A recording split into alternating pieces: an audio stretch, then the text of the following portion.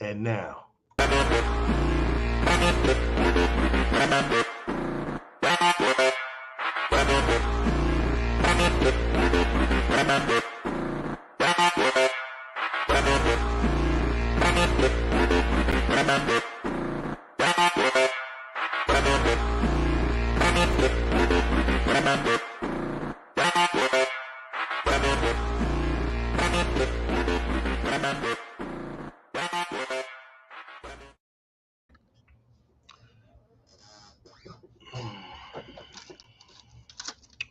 Let me get some stuff situated real quick.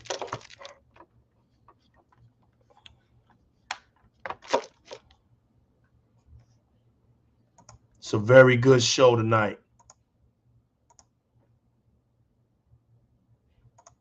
Very good show tonight. I'm ready to be entertained, intrigued. I'm very excited to reveal who my guest is, but before he reveals himself, I just want to say this. Shout out to my man Marquise Harold in the building, man. Thanks for being one of the brave chit chat souls to be here early, man, because I got a lot that I'm very excited about tonight. I really wanted to do this from the bottom of my heart for the sake of where I come from, how I did it, and what I enjoyed doing when I was not only just a kid, but as I became an adult as well. I still enjoy doing these things. And this guy tonight that I'm about to guess, he's one of these guys that are from my city, from my neck of the woods, down the road, kind of say, and we talk this game and stuff. And the good thing about it is we know how to truly define what it is to have a console war. So before I reveal him, I just want to say thank you for all the support that you've been giving to me. I always wanted to do things different. I always wanted to set myself apart. And I got so much love for the Xbox community that I had to represent tonight. So, ladies and gentlemen, boys and girls, y'all could have been anywhere in the world. You could have been anywhere in the galaxy, but you decided to come out here tonight and be a part of this wonderful thing called Di-RRec Gaming. And for that, the new legal is very humble, very grateful. And y'all know how much y'all mean to me. Y'all know that. So without no further ado, I just want to say this guy here, he's one of those guys that knows his system.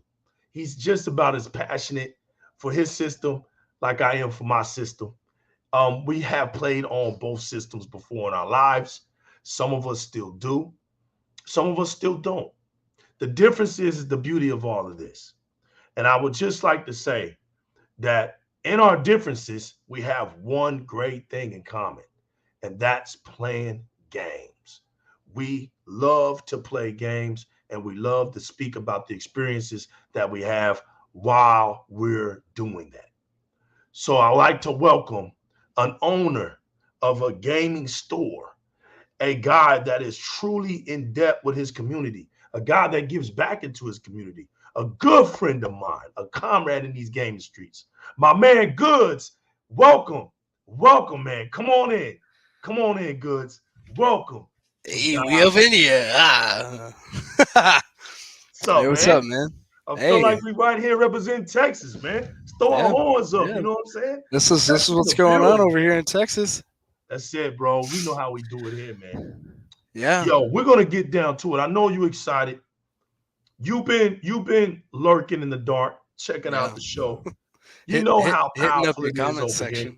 Right. You know how powerful it is over here. It's a lot of green gamma radiation over here. You can't help it. You gotta, when you get around this right here, you will get infected. But the good thing about it is, it's a choice that you have to get infected, just like over there. You know what I'm saying? And the good thing about it is tonight, Goods, is that we're going to represent the true art form of what a console war is truly about. And I hope I do justice and give justice not only just to my community, but to your community as well. And to just the community of gaming in itself, man. So thanks for coming, man. You're here now, bro. Hey, you're here. Hey, no problem. This is I've been excited about this for quite some time. Just at the conversations we've had in the store kind of sparking up the interest in having this happen on the channel. So yeah, because really, man, there's a lot of people that know that we're doing this. I mean, like where we're from. I went into your store the other day, man, and the guy was like, yo, Good's been talking about he can't wait to get on, man. He can't wait to get on. So it's good, man. Like I said, we're low level, man, and I love it. This is my vision. This has been my dream to represent just gamers, bro. You guys are the stars. You guys are who I put up on a high pedestal. So goods, man. We're gonna start this console war, right? This nice, clean console war. It's today, man. For some reason, when somebody says console war, it's a bad thing. It's a scary thing. It's a rated R movie. Yeah, it's like I don't know. They treat it like somebody has to win.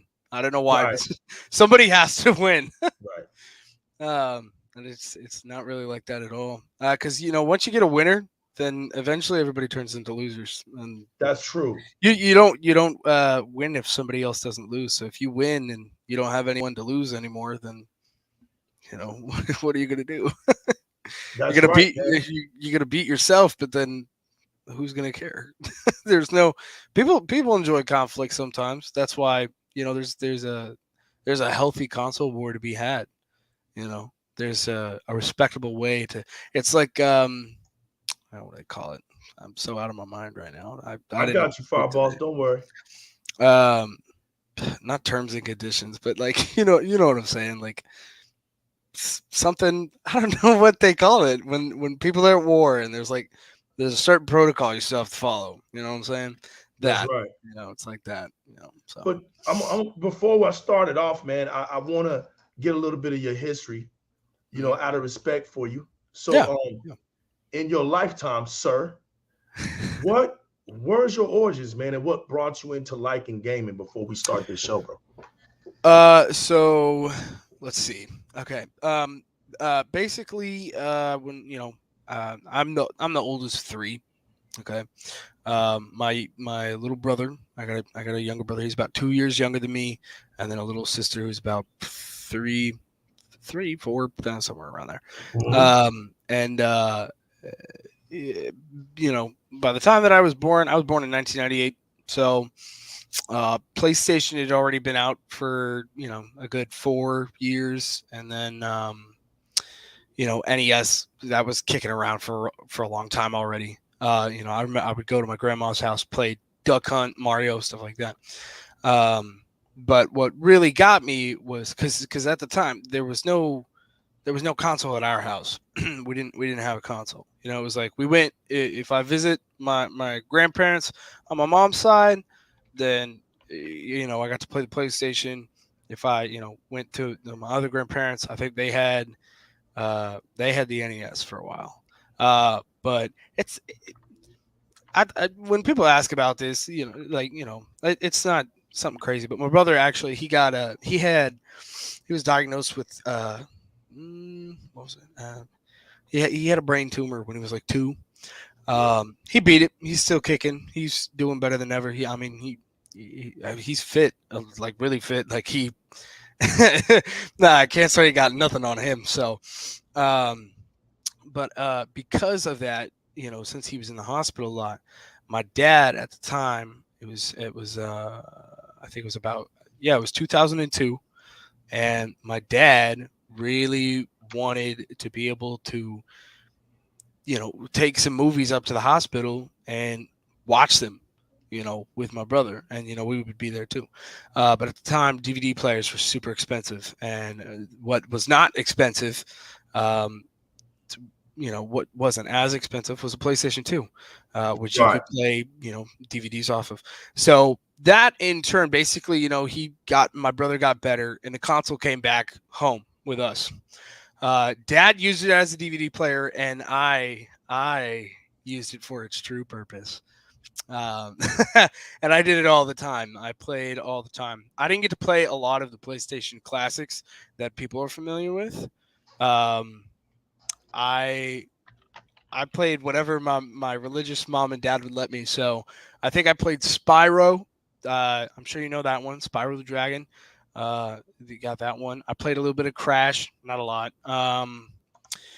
Most of the games I played, probably, I remember playing some Lego Star Wars Complete Saga on the PS2, and then I for sure remember playing Dragon Ball games the side scroller fighting games, and then the more open world Dragon Ball stuff. But basically, once I had played those games, that I was kind of like figuring out my genre. Man, that was it, man.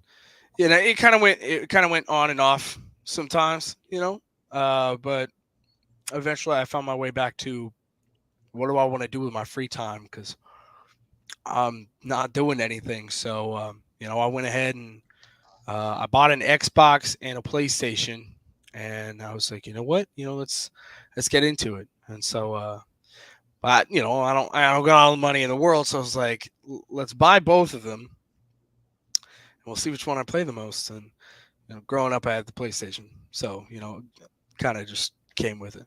And that's mostly why the decision was made, is purely off of that. So there was things about PlayStation that I learned later and had to ask myself, like, do I want to keep playing with this company, or like, so, but yeah, as you can see, I was like, he's good, y'all. He's real good. He's, he doesn't even act like this. He's really on his ESPN right now. I'm very ESPN right now. Yeah, you're on your ESPN right now. But but I got you. And you see how he's handling himself, y'all. He knows y'all gonna come at him. He knows y'all gonna. I'm not surprised. See how he's just bouncing off. I see the comments. Right now, yeah, look at his PlayStation. Put up, yeah. This is what got me. This one, look. Yeah, I see that. It's funny, man. Bro. You'll survive this show, man. Believe me, you're gonna. Oh man, I got the best. I got the best people in the building, man. Here's the thing, man. You gotta. They gonna love you, man. They got respect for you, man. They know. It's the same thing. You gotta have the poke at you, though. They gonna poke at you. I know, and that's a good thing, man. You need the banter, man. If everything's all peace between exactly, man, that's so boring. That's like playing Call of Duty. You don't trash talk nobody. That's right. Like, bro. Even as a joke, come on, man. What are you? That's right. You ain't playing Call of Duty till you trash talk one of your teammates or something. You know what I'm saying? That's right, bro. So, that's right. Okay, y'all. So we're gonna get to it. All right. Thank you for that introduction, though, by the way. Good. Appreciate you. I appreciate the opportunity to. I didn't even know you were going to ask me that. Yeah, man. So, look.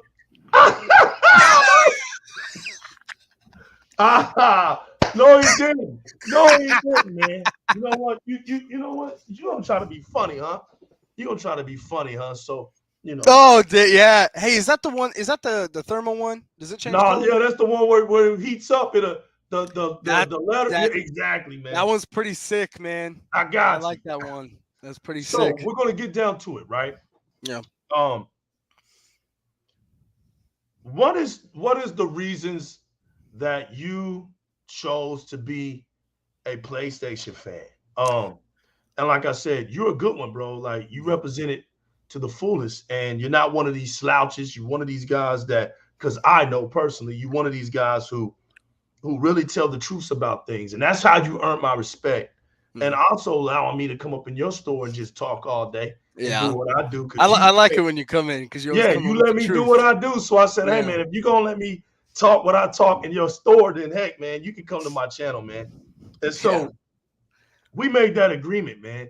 And we wanted to do this for the betterment of everybody. We just wanted to showcase how a console war is all about. So I'm gonna give you first dibs. You the guest. I'm gonna hand you the ball, and tell me first of all what it is that you loved the most about PlayStation that carried over to you becoming a fan that you are, and somebody who supports that brand. Yeah. So the main thing with PlayStation, because you got to remember, like I think we were talking about a little bit earlier. At this point, there's only so many things that could be different between these companies. I mean, there's a lot if you look at the smaller details, but when it comes to, if we're talking like a casual gamer picks up one of these consoles, there's only so much they're going to look at and be like, whatever. So for me, it's because I grew up playing PlayStation, I was pretty much the only one who used the console after, it was a DVD player. So I got used to playing games pretty much by myself. So I was always excited to play games that if they were going to be single player, they were going to have it was going to be kind of like a cinematic experience, something that kind of made me feel like I got to explore things that I'd never played before. Because for a while I was very picky. Back on when I was on PS2, it was like I didn't know anything about exclusives or any of that stuff. It was like I got what I got, and I didn't throw a fit or anything. And so once I was able to start buying my own stuff, and one of the reasons I got into PlayStation was because when I had here's the quick timeline summed up. I got a PS3 around the age of 13, I think. I played Batman Arkham City on it, which is not an exclusive. It's also on Xbox, which is an incredible franchise. If you haven't played the Arkham series, ooh, that is great. But that's what I mainly played. I think I played a little bit of Black Ops on it. And then I think some time rolled around, and actually after I was given a 360, and then from the 360 I went to the Xbox One, and then literally for no reason at all, I didn't have the mindset of like just pick one. So I traded in the Xbox One and didn't game for a while, and then I got a PS4, gamed a little too much, and I wanted to graduate, and I was pretty distracted. So I traded that in, and then I graduated. And then basically come 2019, I went and bought a PS4 Pro bundle from Best Buy, and started getting into it again, but still hadn't really settled the whole, like, where are we putting our money? Because, you put it in two places, it's going to get expensive. So, I kind of eventually I got rid of that one too, because there was some life stuff that happened. And then when I was able to afford it again, that's when I think that was in 2020, mid 2020. So somewhere around like maybe June or something. That's when I was like, okay, like time and time again, I've continued to buy consoles. So maybe it's about time that I buy one, I keep one, and this is obviously a hobby. This is something that I enjoy a lot, because no matter how many times I keep getting rid of a console, no matter which one it is, I keep picking up a console. Right. So, I'm sitting here thinking, whatever console I pick, I want to dump my money into it. I want to see everything that they have for me to experience. And so I remember I went to a pawn shop, picked up an Xbox One X, started playing on it, and my friends had Xbox, and that was the main reason I did that. But I had the money to get a PlayStation 2, so I was like, okay, well, I'm going to order that as well. And I ended up playing more on the PlayStation. And so, not to say the Xbox wasn't great. Obviously, we know that the Xbox was awesome. So I actually gifted it to my brother who loves Xbox. He likes Xbox a lot more than PlayStation. And I still love him. So, I guess it's okay to care about Xbox people. But the main reason is mostly because, and I think there's a lot of speak your mind, fam, because we're gonna get good tonight. Don't hold back. I think there's a lot of holding back. No, I'm not gonna hold back. No. Listen, I think there's ponies out there that make PlayStation, the experience of PlayStation, look really bad because they talk about the exclusives a lot, and they talk about the exclusives because they are exclusives. They don't talk about the actual, like, how good the game is. A lot of people are like focused on, oh, it's an exclusive with these graphics or yada yada, and they kind of make some folk mad tonight, fam. I don't care. The mad ones are the ones that just can't be as honest as I am. That's not my problem. What am I supposed to do with that? I don't care. But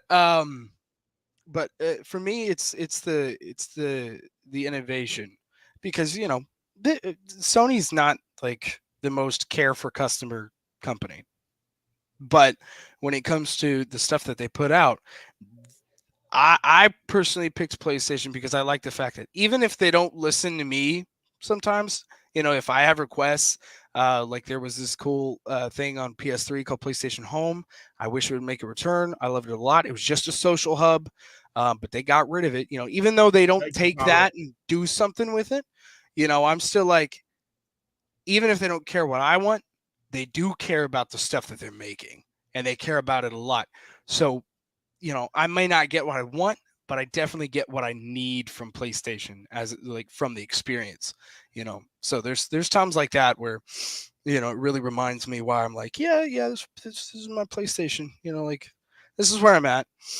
And so that's probably one of the biggest reasons. Other than that, if I had to be like casual gamer answers, I'd probably say like I don't like having my direction pad and joystick swapped like it is on Xbox.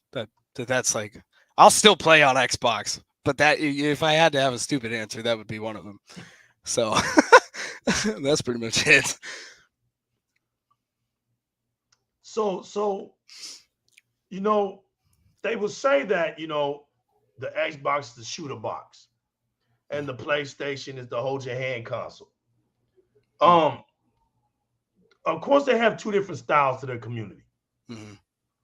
A lot of the gaming that Sony does for their base is a lot of the same type of copy and paste situation. I had to do that just because of J-Rock, but it's true. But in a sense, it's not as like Sony hasn't made classics. It's not like Sony hasn't made some great games. The kind of great games that Sony makes, what are some of the ones that you love? Because we're going to drag this just a little bit before we start getting into this detailed talk. So one of the ones for sure, because you know, like I said, I didn't get to play a lot of the classics when I was younger, so I'm only really getting to enjoy what it means to have these exclusives, which are slowly becoming non-exclusive. So whatever, call it whatever they want, but these PlayStation Studio titles. I right now, tomorrow is the release of Horizon Forbidden West, and so I played the first one about a year ago, and Be honest, I just kind of zoomed through it, and it was very adventurous, and I liked the play style and stuff, and I was like, okay, cool, I'm this female character. Be honest. I'm gonna be honest. I'm being honest. All right, but I just replayed it. I just replayed it in preparation, and I will say this. Okay, it's got good. It has, to me, it has a good feel to it. It's got like, you know, there's a lot of quests. There's a lot of time you can put into it, but Sony's games, you gotta remember, Sony's games they're not magical to you unless you treat it like a book or a movie. You know, like if I was just going off of the gameplay, you can get bored of the gameplay. You can. You know, you're just like, yeah, it's really cool. I'm hunting down machines. This is awesome. And maybe 30 minutes to an hour rolls by, and you're like, well, I don't want to hunt machines anymore for just for the sake of doing that. But with what this, you're saying is the game is very repetitious, and that's not a it jab is. at the game. Yeah, no, that's a lot of games get that way after a while. Yeah, but yeah. Just saying, that's it how shouldn't get that way so quickly, and then throughout the game, you just find yourself doing the same things. But the good thing about it, the part that counters it, and you know, like I said, this is only for, you know, this is for the people that kind of like those solo games, is that the story is actually pretty interesting. It's just one of those things where and I even still struggle with this being a PlayStation player, because we have so many of these solo exclusive games that are all basically movies, you know, that you play by yourself. It takes a little time from the beginning of the game to actually really get into it. So you're kind of, I wouldn't say every Sony game, but there's a lot of games from PlayStation where when you start out, it almost feels like you really got to hurdle. Like you really have to hurdle through a good 20, 30 minutes of an introduction into, you know, a new IP universe. And it's cool, but it's also one of those things where it's like, I kind of want to just be able to just get into this, you know, because with a lot of PlayStation games, there's, and I will say this, I kid you not, dialogue in any game, you know, That's how you build a story when the characters You're speak to saying each they other, master that stuff like aspect. that. They master that aspect. Is what you're saying. They have mastered. If you're Right. looking, I kid you not, I was playing the DLC for the game the other night because I beat the story, and I was like, okay, it's time for me to play the DLC. I got to get the rest of the story so that I'm ready for the new game that comes out. I kid you not, 20 minutes straight of just dialogue, sub-dialogue, and more dialogue, which, after having completed it and getting that information about the world and, knowing it's going to be part of the sequel, it's good, but you're also like, man, that took me 20 minutes and I didn't hunt anything. I didn't do any cool moves. I literally just talked to somebody for 20 minutes. Like I talked to a CPU like the whole time. That's So not to cut you off, but that is one of the, and people that know when I talk about PlayStation, that is my number one killer for me, man. Is what you just said right there. That's what does it for me. It's the walk, talk, sit, stop for a minute, 5 minutes here, walk a little bit, stop for a minute, 10 minutes there. To me, that drags me down. It'll put me to sleep. Yeah. From a long day's work, man, I need action pace. Yeah. Even if it comes to movies. When I get home, I don't want to see no drama. Yeah. I don't want to see a soap opera. I want to see, put me on some suspense, man. I mean some suspense, some action. I got to have something that keeps me up. Now, that's not a knock on story-driven games, but it just seems like that's what PlayStation just continues to beat y'all in the head with. It's like, when it's something different, it seems like it takes y'all out of y'all's comfort zone, and it's like y'all don't know how to support it because it's not your common norm. For instance, I'll name and come on with it because we're gonna get into it. The Astrobot, the Returnal, and the seafood, but that's seafood's indie. Let's go with Returnal to make it fair. Let's just go with Returnal because I'm not gonna bring up an indie game. Indie games are untouchable. Yeah, that's a whole different thing. Nobody's gonna attack an indie game on Di-RRec game. That's just not gonna happen. I respect the come up, I respect the hustle, and I respect the grind because today developer that you making fun of could be tomorrow's biggest thing. Yeah, exactly. Right. So I'm not gonna do that. So we'll go with Returnal. Yeah. Why do you think Returnal didn't put out the numbers that the PlayStation community talked highly of it? They made it seem like it was the best thing going. But we told them it reminds us of the ReCore aspect. It goes back to what I said. It's that copying. You get what I'm saying? It's that copying. Yeah. The game looked better than ReCore. Okay? It looked better. Your eyes didn't deceive you. If you put ReCore against Returnal visually, Returnal looked better. But when you looked at the system for the game mechanics, it looked very similar. And I'll give you another example.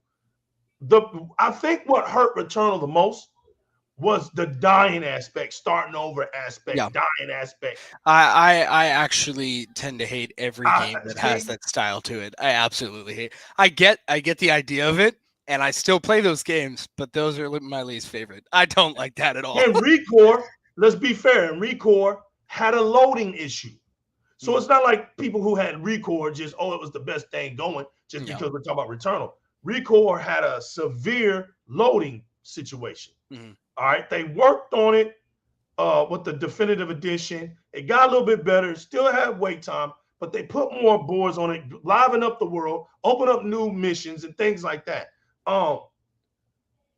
What is the reasons why you feel Returnal didn't put up the numbers like it should? Because you don't have that on both sides for this generation. We don't have a lot of so-called new games. Yeah. New IP. Yeah. So the goal for the new IP is to clamp down on it because you never know what it end up turning out, especially in the beginning. So I just wanted to ask you, what is your opinion as to why you feel like the game, and if you have anything you want to throw back at me, man, feel free. Yeah. I mean, obviously, I think obvious reason, Returnal is one of the few PlayStation 5 exclusives that isn't on PS4. And so we already know that Okay, Sony's stop kind of right in, there. Sony's Stop kind right of in a there, real bind quick. there. Stop right there real quick. So you made a good point. Yeah. That was one of the ones where, hey, when you bought that game, it was just for the system. You Yeah. didn't. So I'm just doing this to get the feel of the community. Yeah. So the PlayStation fans, Yeah. when they bought the PlayStation 5, they're expecting, all right, PlayStation 5. Yes, Yeah. I had the PlayStation 4, but that's not really our culture. Yeah, we did have back in PlayStation 2 era. Yeah. But what was it? PlayStation 3 as well, right? The PlayStation original 3, model of the PlayStation 3 did have backward compatibility with that's PlayStation correct. 1 and So 2. right. And then they switched from it for whatever reason. Facts. So to say that PlayStation never was, as a matter of fact, more consoles of the PlayStation brand were back compatible than the two net, right? Yeah. So to play like back compatibility wasn't a push, and the Sony field would be lying, would be fake. But what I'm saying is, this time around, the mindset was, okay, we ran our course with the PlayStation 4, and I could be wrong, that's why I'm asking you. When I bought the PlayStation 5, I felt like I want games on PlayStation 5. Yeah. So Returnal was like a jewel. It was the first one to say, you know what? Yeah. Here it is. And if you have a PlayStation 4, I'm sorry. Get your PlayStation 5. Exactly. Okay. Yeah. And one of the things about that is that when you upgrade to the next generation, that's part of the experience, is that you want to play the games that you would not have been able to play on the previous system. That's why you buy the new one. You're like, I want to play the newest games. And I think I actually talked to a lot of my customers about this too, and friends, and because at your store you be selling those PlayStations, you be giving Xbox a bad name. No. I actually I do advertise Series consoles pretty well. The Series S is a really good seller because of, one, its affordability, and two, the fact that Game Pass it makes it really easy for people to hop into games. So Microsoft does really great with that, and I think the Game Pass, I can see why they love Game Pass, why they show it love, because it's moving consoles. It's even moving some of their last generation ones, because you can still use Game Pass on those consoles. But with the PlayStation stuff, the PS4 and the PS5 have very, very, very small differences, to be honest. The menu update, the menu looks different. The hardware inside of the PS5, does run faster. Your menus don't ever lag. You have an SSD now, so your downloads are going to be faster. Data transfer is faster. But because you got to remember, this PlayStation is the company that goes, hey, look at all of our exclusives. You can only play it on this console. Right. Well, what's funny now is that first of all, their exclusivity is kind of being played with now that Jim Ryan wants to, let PC players play some of the older titles. And then second of all, now it's no longer like there's a new genre of PlayStation games now. You realize now we have PlayStation exclusives, which means you have to have a PlayStation to play them. And now we have PS5 exclusives, because there's only some games that are exclusive to PS5. We're about getting close to 2 years into this, into this generation, and PlayStation 5 still, PlayStation's already told us that we're actually getting PlayStation 4s sent out brand new, like they're being released again for the first time. If one comes to your store, you better hit me up, fam. I'm coming live. I am coming live to your store, bro. Well, I'm telling you right now, I'm gonna buy one of those things, man. If it comes, you better hit me up, man. I will. Well, because I also I can understand the strategy here, because of the whole chip manufacturing thing. And that's not to say that's that's an excuse, because for me personally, I'm like, you have all this money, you guys have all these plans. Right. Why would you make something that you can't make? Right. So but at the same time, it's like, yeah, I see, there's kind of an issue that's not really related to you. It's not really your fault, but you guys are smart. You make consoles. You probably would have thought of that. But I mean, 2020 kind of changed a lot of things for everybody. So, but yeah, there's really not too many key differences between the PS4 and the PS5, because the PS5 at this point, just because of right now, it's really kind of like a PS4 upgrade, kind of. It's like, and not to say that. Here's what I tell my customers. I say, if you're worried about not getting the latest games, don't worry. Don't worry at all. PlayStation is about to re-release PS4s. Well, what do you think they're going to put on those PS4s? They're not going to have. I mean, yeah, you'll be able to play older games, but they need to keep the market going for their games. So they need to release those new games on their older consoles and the newer consoles. So they're going to. Yeah. And once PlayStation can get the whole development of PS4 Pro, that's really what it is. That I kid you not, because I have a PS4 Pro, and when I play on it, there's still sometimes the hard drives in the PS4 are dog water. They're absolutely terrible. It's made by don't remember what company. I think it's Philips. You're speaking so much facts. They're gonna think this was a setup. Listen, no, I'm just honest about it. Get down by now, man. This dude. Yeah, I'm just honest. Straight up. Because that's the thing is that that's why he's here. Because I told him, dude, you know what? Nah, forget it, man. He's been trying to get up on here. I respect the fact that he's willing to say the goods and the bads, and he's gonna get to the goods. I don't want y'all to think that this dude is a true PlayStation fan. Yeah, y'all know. Dude, I'm telling you right now. You realize how dumb it would be. Y'all can't even see everything else in here. But if I showed you all the stuff I have that's PlayStation, you realize how dumb this would be if this was a setup. I invested all this. I kid you not. Everything I have in here probably added up. It's like, I don't know, like $2,000, $2,000 just to prank it. Right. No, I could never do that. Oh my gosh. But I actually want to read this comment real quick. Pyro says Sony also make TVs, stereos, etc., so they get the lion's share of available components during the show. Yeah, and honestly, that's another thing that kind of makes you wonder, like, how the heck is this possible? Like, what why are we having a problem here? And there was the fact that the PS5, the heatsink reduction, they're trying to make it like, hey, we need to do something to make more of them, so quality, sacrificing quality for quantity. But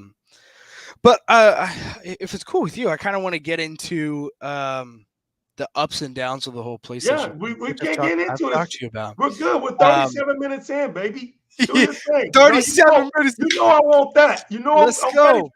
So here's the first thing I got to say about it. Okay? Yeah, let's go. Because I remember talking to you about this in my store. PlayStation has a real community issue.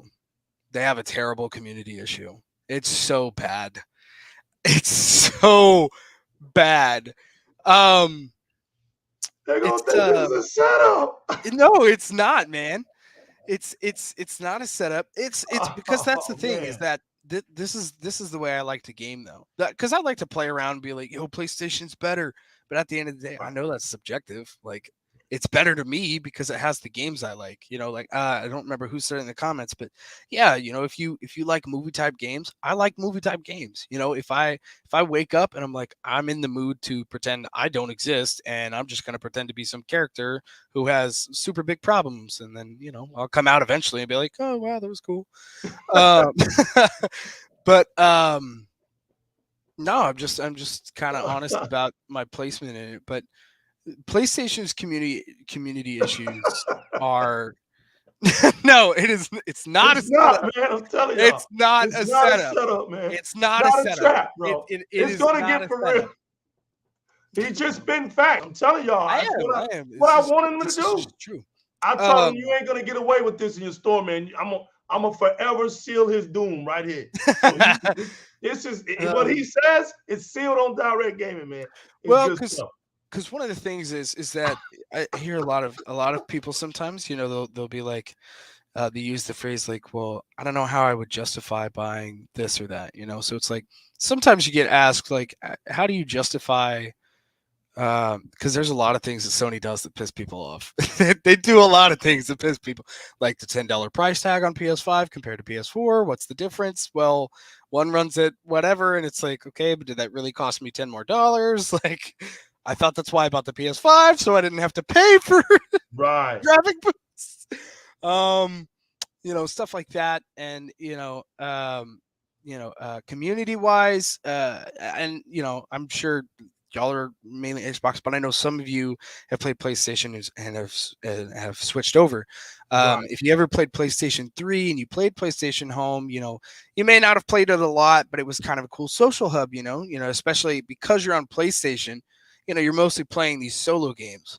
So sometimes you want to make some friends to talk to about those solo games and maybe share that experience. PlayStation Home was great for that. You could hop into games together, stuff like that, and it was awesome. And then PS4 came around and PlayStation. Do not move forward. Don't. Next generation better not happen. Yeah. So PlayStation 4 came along, and then they were like, "Yeah, Home is great, but we're gonna take that away now." Why? Well, because the next console's coming out, and we don't want to focus on this anymore. And it was like, I think they said something about like it was going to be more expensive than it was worth, and it was like, but they had microtransactions in the game, and people spent hundreds and hundreds of dollars on just in-game skins and outfits and stuff like that. So it was like, you're telling me Sony doesn't have enough money to run this thing, but if I get on my PlayStation Vita, they still run a server for Killzone Mercenary on the Vita, like, and I can play in a lobby of 2 people. Right. Why? Okay, whatever. So, there's all sorts of things like that. And on PlayStation 4, I think they tried to kind of slap a Band-Aid on it. They had something called Communities, which still kind of gave, with the PlayStation, basically, you could still kind of join games and lobbies and even create a party based off the game, all that stuff. And it was actually pretty cool. And then, guess what came around? That's right, PS5. So they got rid of Communities. They were just like, yeah, we're going to do that. Why? Well, because PlayStation 5 is coming out and we just don't want to. and that's the thing. That's one of the things. I know this is kind of, because when I tell people this, it's kind of like, how could you, how do you justify enjoying that? I kind of enjoy Sony's, I don't care. I kind of like their, I don't care. I want to work on this new thing now. It's kind of like, it almost makes me think of them as like a character, like it's like they're my friend that I've chosen. They're not the best friend to me, but they entertain me. And so I keep them around and I'm like, wow, okay, whatever. How's that new game coming along? And they're like, oh, it's great. It's really fun. You want to play it? And I'm like, sure, why not? So, I've got, I like to tell people sometimes I'm a PlayStation fan in spite of PlayStation, because sometimes that's how it is. But I think that PlayStation does need to kind of fix their community, because right now PlayStation, the reason they keep getting rid of it is because they don't regard it as an issue. You know what I'm saying? Well, is it a desire? Like, when y'all do have it, do y'all use it? Because that's the thing, is that when people know about it, they use it.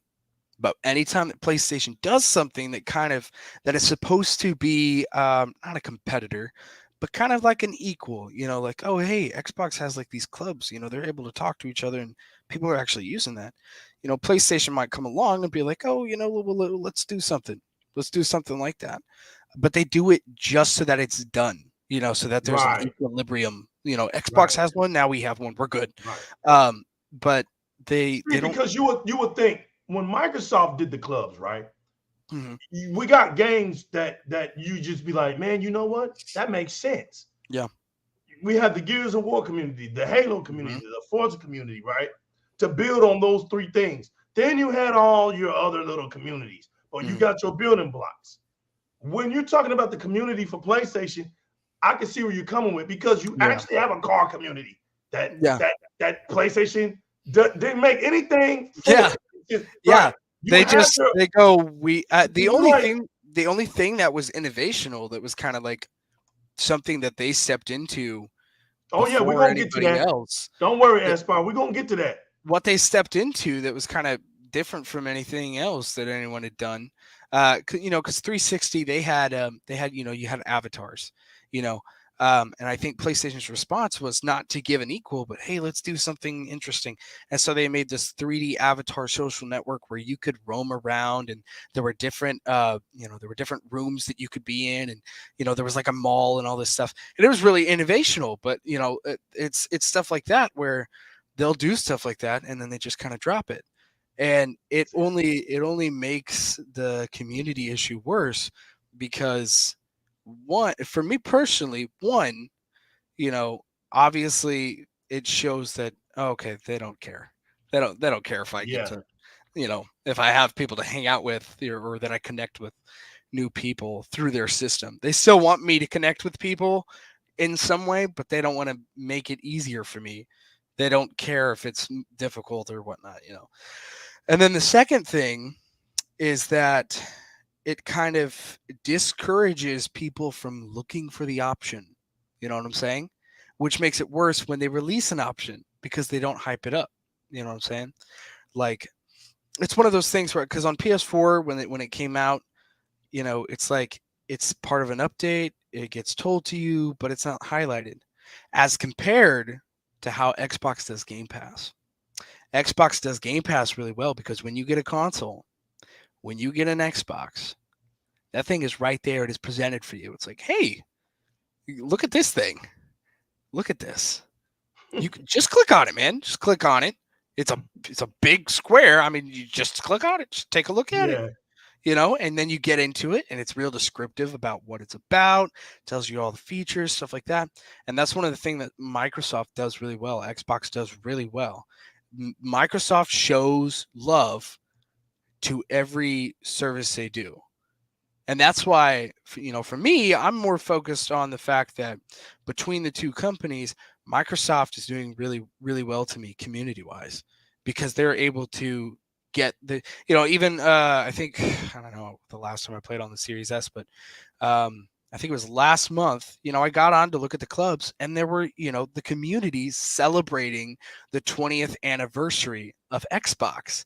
Being able to get on your Xbox, talk to other Xbox gamers you've never talked to before about your love for Xbox on the 20th anniversary. And that's a big deal to some people. Some people don't care, they get a console, they don't care which one, they're just playing Warzone or Fortnite or whatever. The casual gamer who gets on because they're friends, whatever. But to people who care about the company that they're putting their money into, and their time and their moments, the memories they're making, it's nice to be able to celebrate with people that also want to celebrate that. And Microsoft gives that option and presents it in a very easy to use, easy to access manner. They're great about that. And that's where I think Sony could pick up some tips. Because, like I said, Sony's kind of like the friend you have that's not really a friend of yours. They just kind of entertain you sometimes.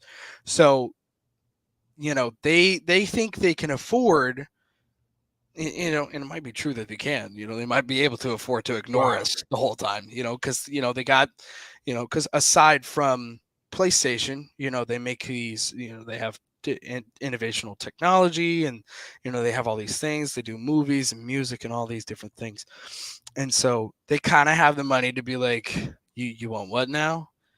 Yeah, no, I don't care. I'm not putting it together a team for that. I don't feel like doing that.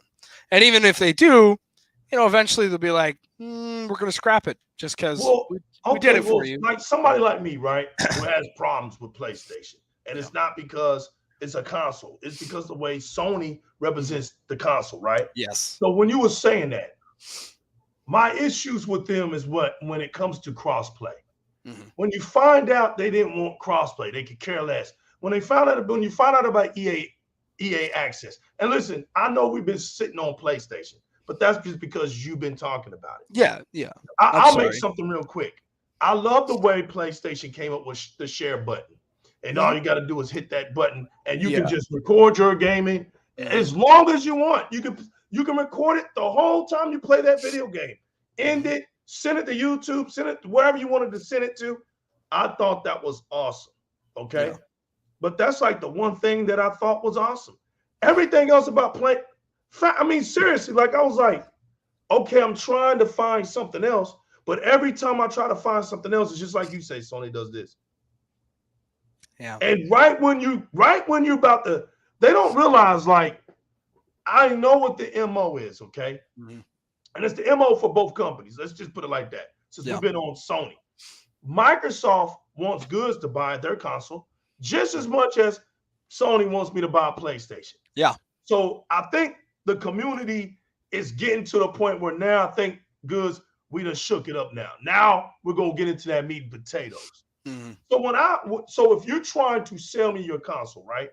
Yeah. And I go up in here from, like you said, a community that's open, a community that's diverse, a community where we get in and we jump into our parties, and we're the makers of that, right? And we're indulging in our groups and clubs and whatever you want to call it, right? And I'm looking towards the PlayStation side. I don't see no vivid community. I don't see. You don't even like. Oh, when you have an Xbox, I could be literally playing, and whoever on my list is just anxious about playing something, I get an alert on my screen. Yo, he's looking for some players to join him in. That's how the community is. That is a big deal. The fact that kind of feature is a huge deal, and that's why when I was using the Series S and kind of comparing the two, because it had been a while since I played an Xbox, and I was like, I need a real visual comparison. I can't just go around saying like, oh, I like PlayStation. We're gonna get to So I noticed that Xbox, it really is. I don't know why companies, because at the end of the day, it's very big money. Money is a big part of it, and Sony is very focused on money.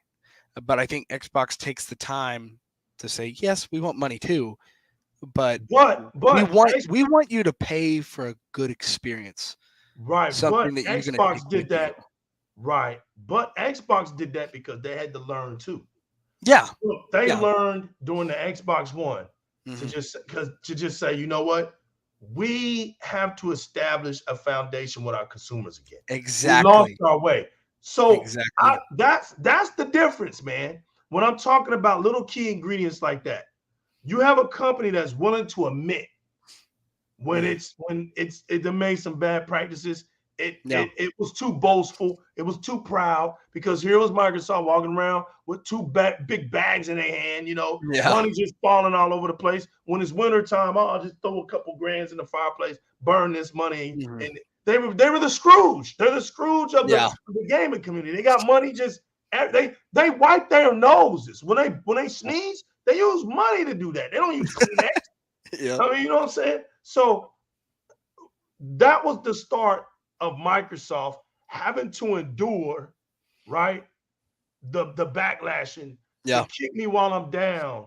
You have no games. You know, you don't even have any exclusives, and you have exclusives, but they suck, and you have like 2, and yada yada yada. And you know what? Rightfully so, right? Because that's the console war of the culture. That's exactly. If your company screws up, you better believe the other gang is coming for you. That's just the way it is. People. There is no, if you're gonna pick a side, you're gonna get hit at some point or another. Like, regardless, if you don't want to get hit, get out of game. Like, be one of those neutral people. Like, just don't get on the internet. Just play with your family. I'm gonna let you tell it. Just stay out of it again. I said that if you're one of those people that neutrals, if you don't want the heat, okay, then you go be a neutral. Get out of the kitchen, man. Get out, get out. This ain't for you. Get out now. Like, listen, because I think that's like you said. This is all banter. So when you're coming in here trying to stop bantering, that means you're the one that's taking it too serious. Exactly. The real gamers understand what they're doing and what's going on. Yeah. It's to make the competition better. We do those things as to why I got a Series X right now. Actually, if the PlayStation community, we have to congratulate the PlayStation community for being so hard on us, as to why we got this great console today. And it's vice versa. We're making fun of when Sony comes out with games that are buggy. That's actually a reverse psychology, is to say, don't bring games out that are buggy. Yeah. You know, exactly. it's just it's poking fun at each other for the benefit of the competitive nature between the two sides. It's not you a fanboy and all y'all want to do is console. When you hear that, that's a gamer that doesn't know anything about the culture of it all, because it's not toxic. You're putting you're make believing something that didn't never exist, and you're trying to put it into something that's actually active. And that's why it's important. It's I think I told you the other day, I like to think of it as like sports, like football. If you can't accept when your team made a bad play, how are you supposed to learn from the bad play? There you go. Obviously, your opponent team is going to call you out and they're going to make fun of you, but that's the banter. If you're in it and you realize, like, hey, they don't actually hate me, but my team just like, what the heck was that? That's right. And it's one of those things where it's like you don't have to, because there's some people where, I mean, they flip flop all the time. It's like, oh, well, Xbox is the best, I'm going over there now, and it's like they mess. It's like, yo, what are you doing? Like, now I want to stop you. Have no loyalty. I want to stop you right there. Exactly. And listen, and we'll even say this: you don't have to have loyalty, but the thing is, you don't make the gaming community better when you flip flop it. Exactly. See, that's what they don't understand. If I just jumped around here, jumped around there, oh, I'm a neutral. Yeah. Oh, I'm happy with everything. Then you're not the one that pushes the envelopes. Yeah, exactly. I know people love to use the word fanboys, but it's fanboys, and fanboy can be a male or a female. It's just a terminology, right? But the fanboys are the ones that go to the E3s. Yeah, the PAXs, the QuakeComs, and the esports. Who do you think does that? That ain't the casual gamer. The casual gamer has no clue about these things. You can give a casual gamer bologna in a pickle and tell it here's the new console, and be like, whoa, right, this blew me out of the line. Oh you mean bread with no mayonnaise? Revolutionary thing ever. Right. So it's not up to that. You have to have some well-grounded gamers, even some fanatics. Look, there wouldn't be no such thing as the black hole in the Raider Stadium. There wouldn't be no such thing as the doghouse in the Cleveland Browns. There wouldn't be places like that if it wasn't for the fans. You wouldn't have. I'm in Arlington. We're in Arlington, Texas, right? We wouldn't have those crazed Dallas Cowboys. That AT&T Stadium wouldn't be there if it wasn't for them.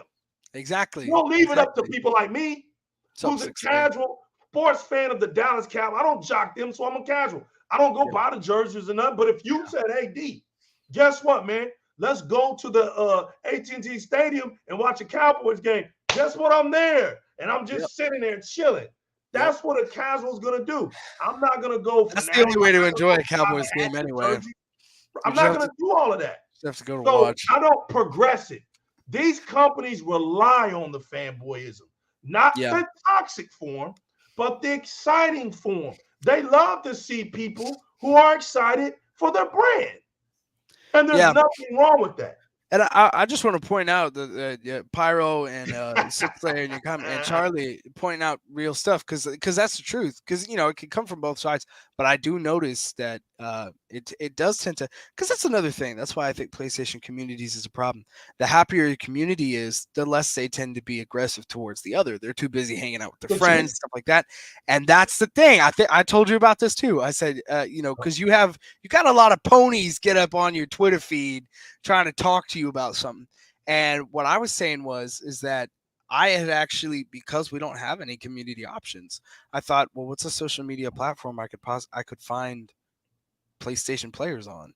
And I thought about Twitter, and as soon as I got on there, it was like, whoa, these guys are really upset. Like, dude, it's part of the whole console thing, the back and forth. Like, why are you guys, Xbox doesn't suck. Like, like, if you're joking, cool, but you can tell when they're joking, and some of them are like, and it's kind of crazy. But the lies and how ridiculous that gets me. And then what else did he say? He said banner is one thing, but the ones that perpetuate falsehoods as if fact grind my gears.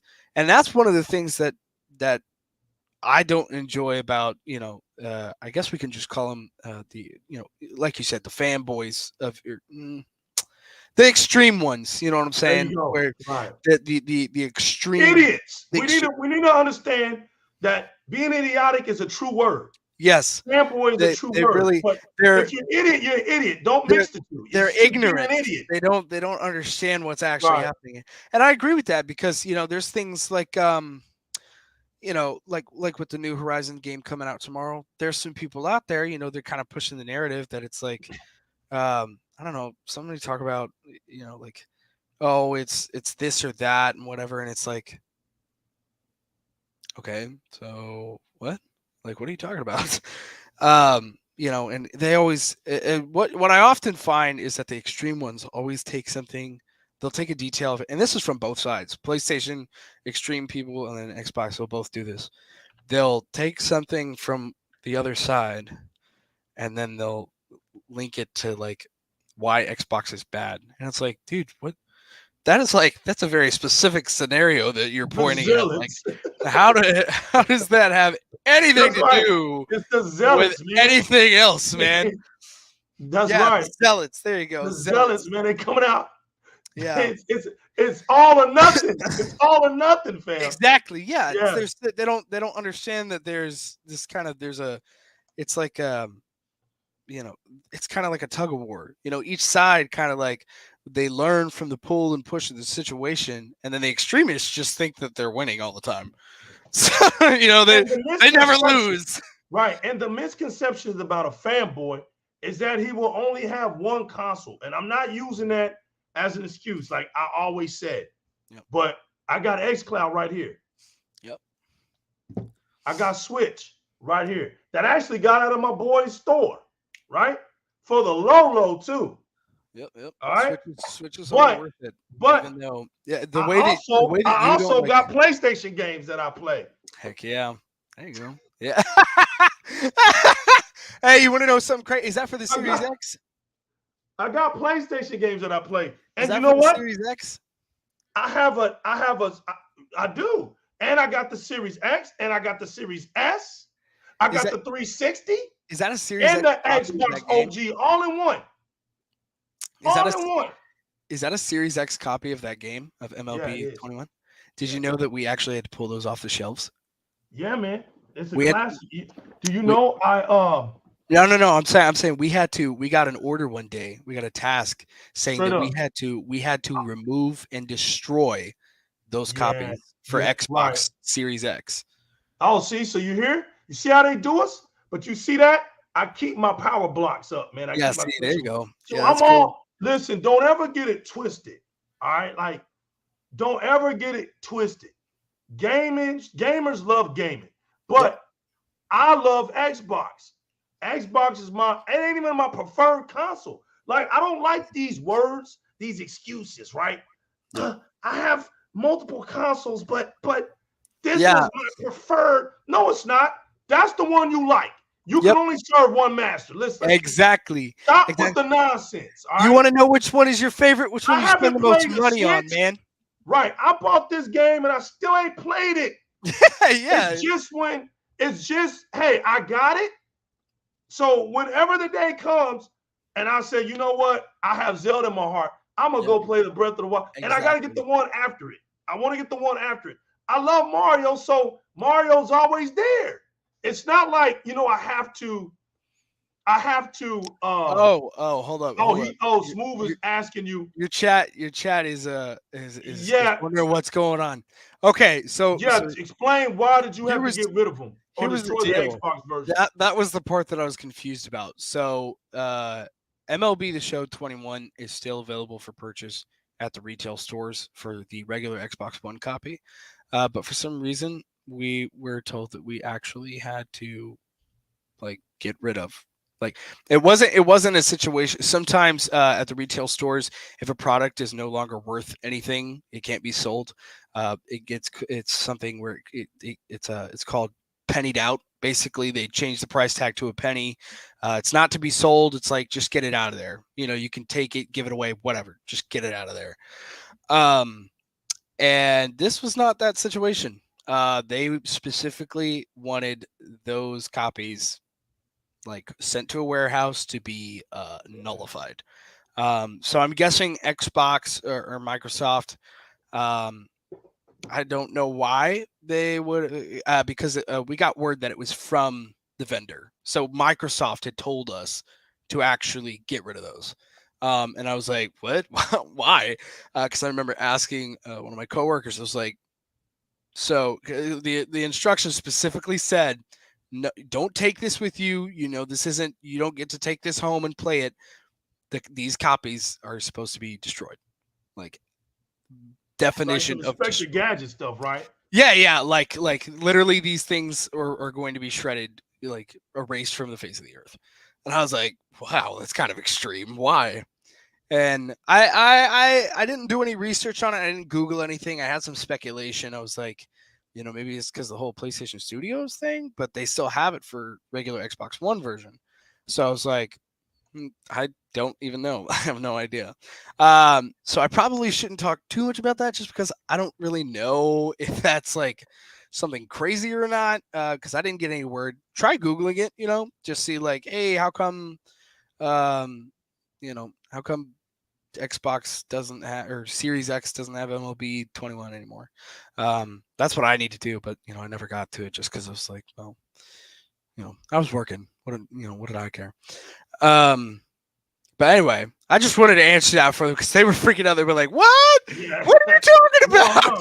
No, it's good. Yeah, somebody was like, "Yo, slow down! Wait! What?" No, it's good, but yeah, it could be a misprint. When we talk about what we buy, right? Mm-hmm. When we talk about what we expect out of something, yes, it is coming to Xbox 22. I believe that PlayStation at its greatest moment to me, and at its greatest buffoonery, because PlayStation is good at buffoonery. Don't get me wrong. Microsoft is good at making silly errors. Here's what Microsoft is silly at to me.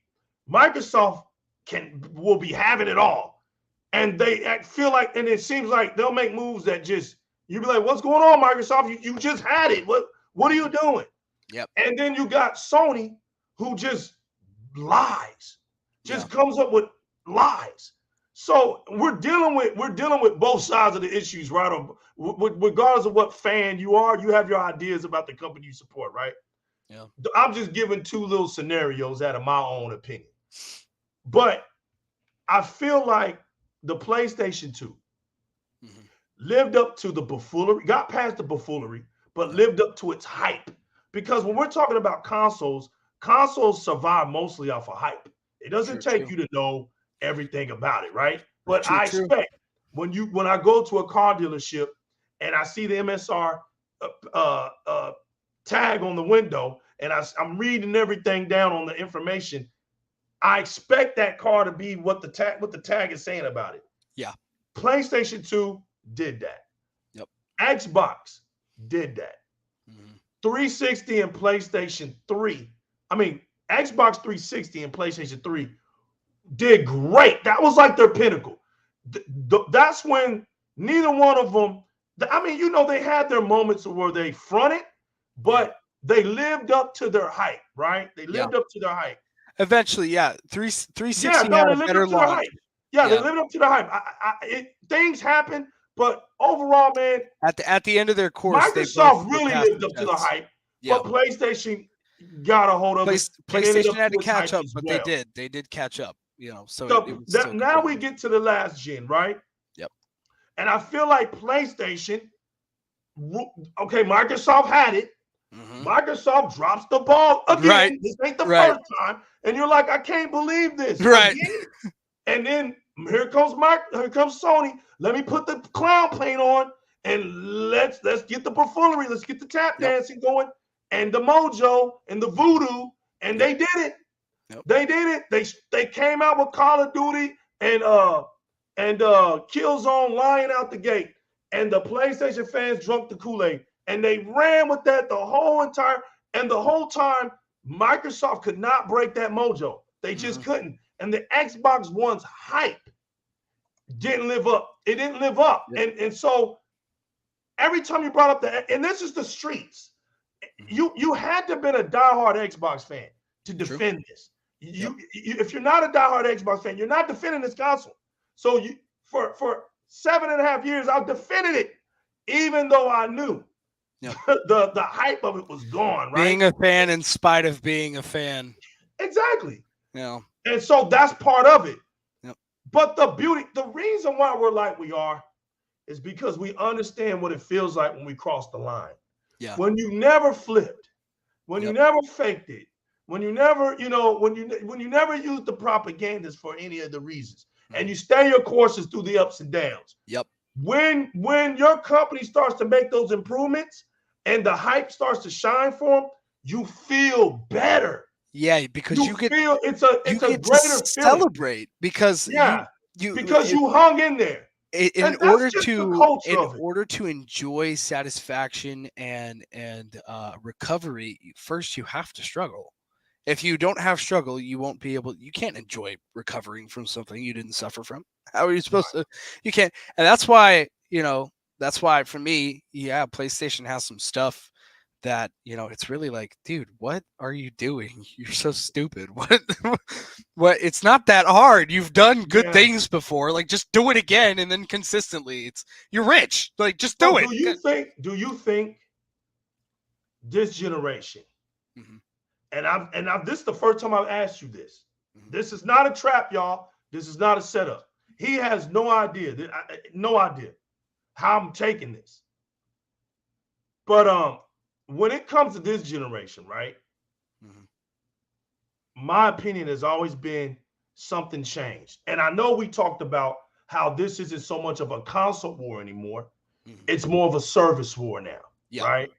But it's kind of like you can't turn a blind eye to the fact that the hype factor still plays a big part. The hype factor is always going to play a big part. Mm-hmm. When Microsoft started pushing for next gen, it pushed with AMD, just like Sony did, but it pushed with AMD.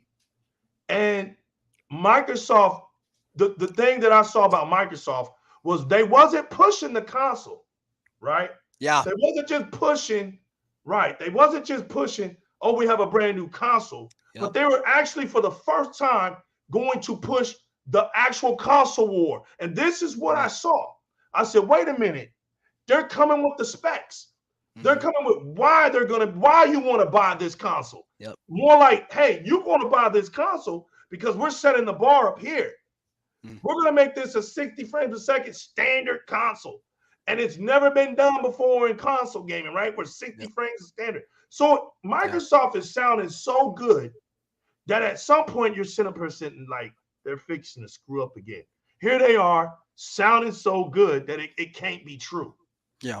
And I remember when Assassin's Creed Valhalla was coming out. And this is before I knew you, before your store opened up down the street. Yeah. And I remember on the internet in the beginning, a lot of the PlayStation fans,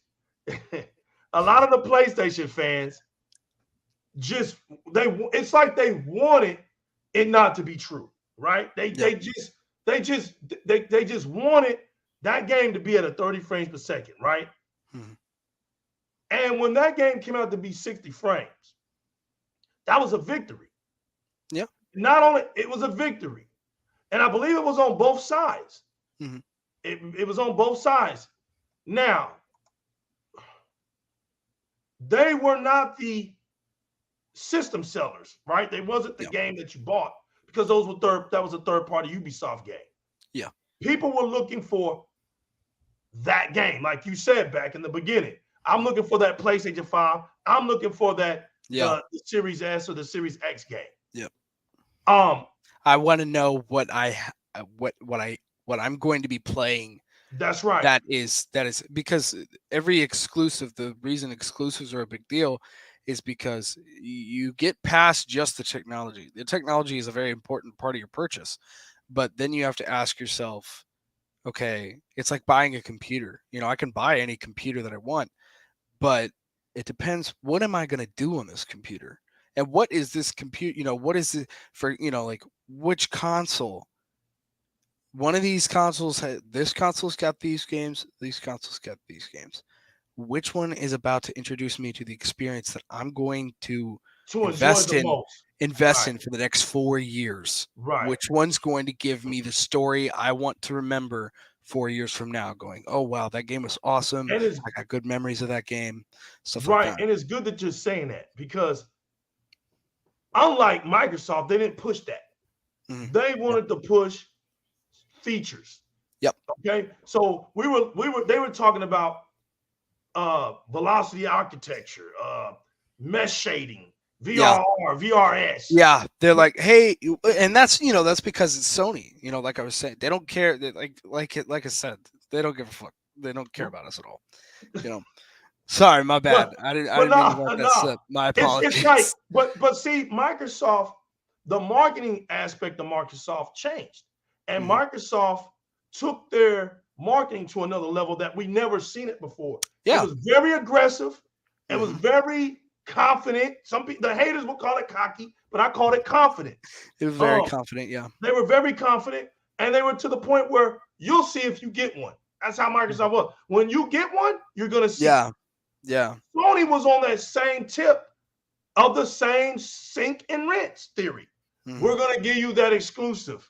Exactly. And we're gonna bring you the best exclusives. Now, as a PlayStation fan, that would hype you. Don't get me wrong.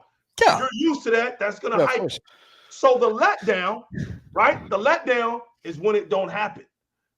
Right? You see how Sony you could have had it, or same way with Microsoft, if they dropped the ball on that. So you had your moment. And I'm gonna tell you where I think the moment started going down.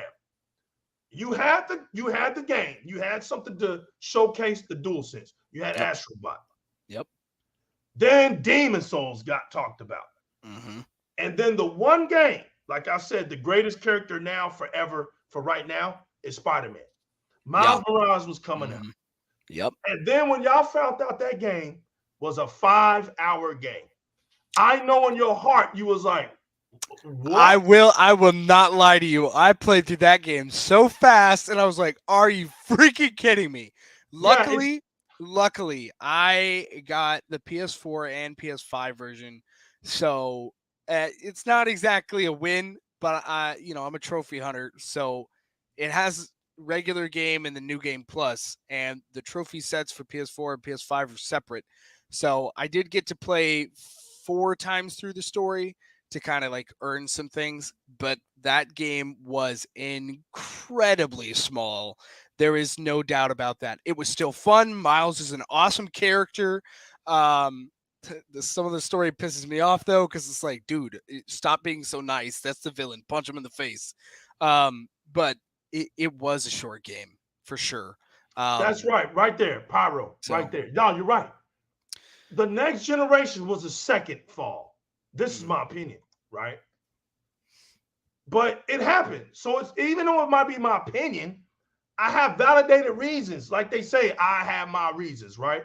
And you're going to get your chance to talk about the Microsoft situation. Hello, Red Panda from New Zealand. Yo, what's up, guys? What's up, girl?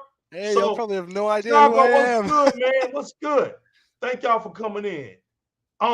So you got Jim Ryan coming in, right? Real quick, I have to respond to this comment right there by Aspire.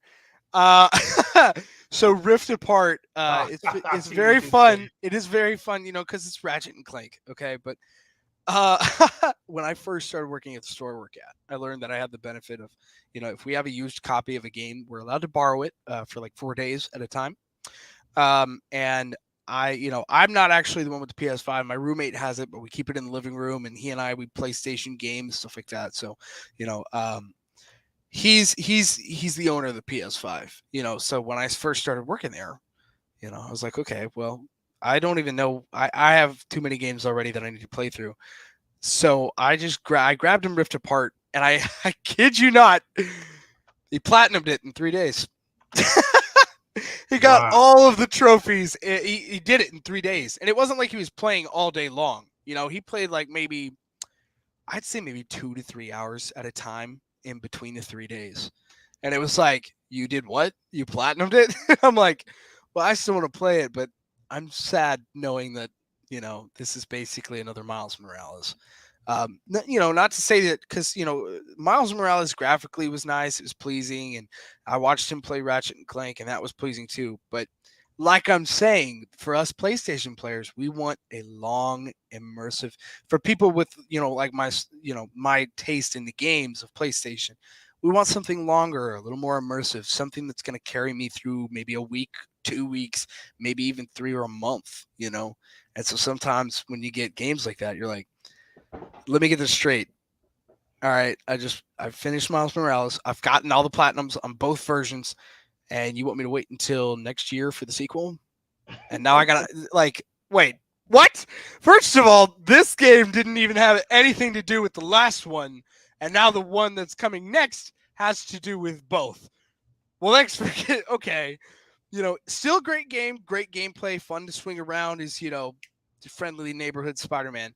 But without a doubt, I mean, you have to be honest, and that's where those the ponies, they have a problem. It's like, dude, just be honest about it. It was short. It was short. It was too short.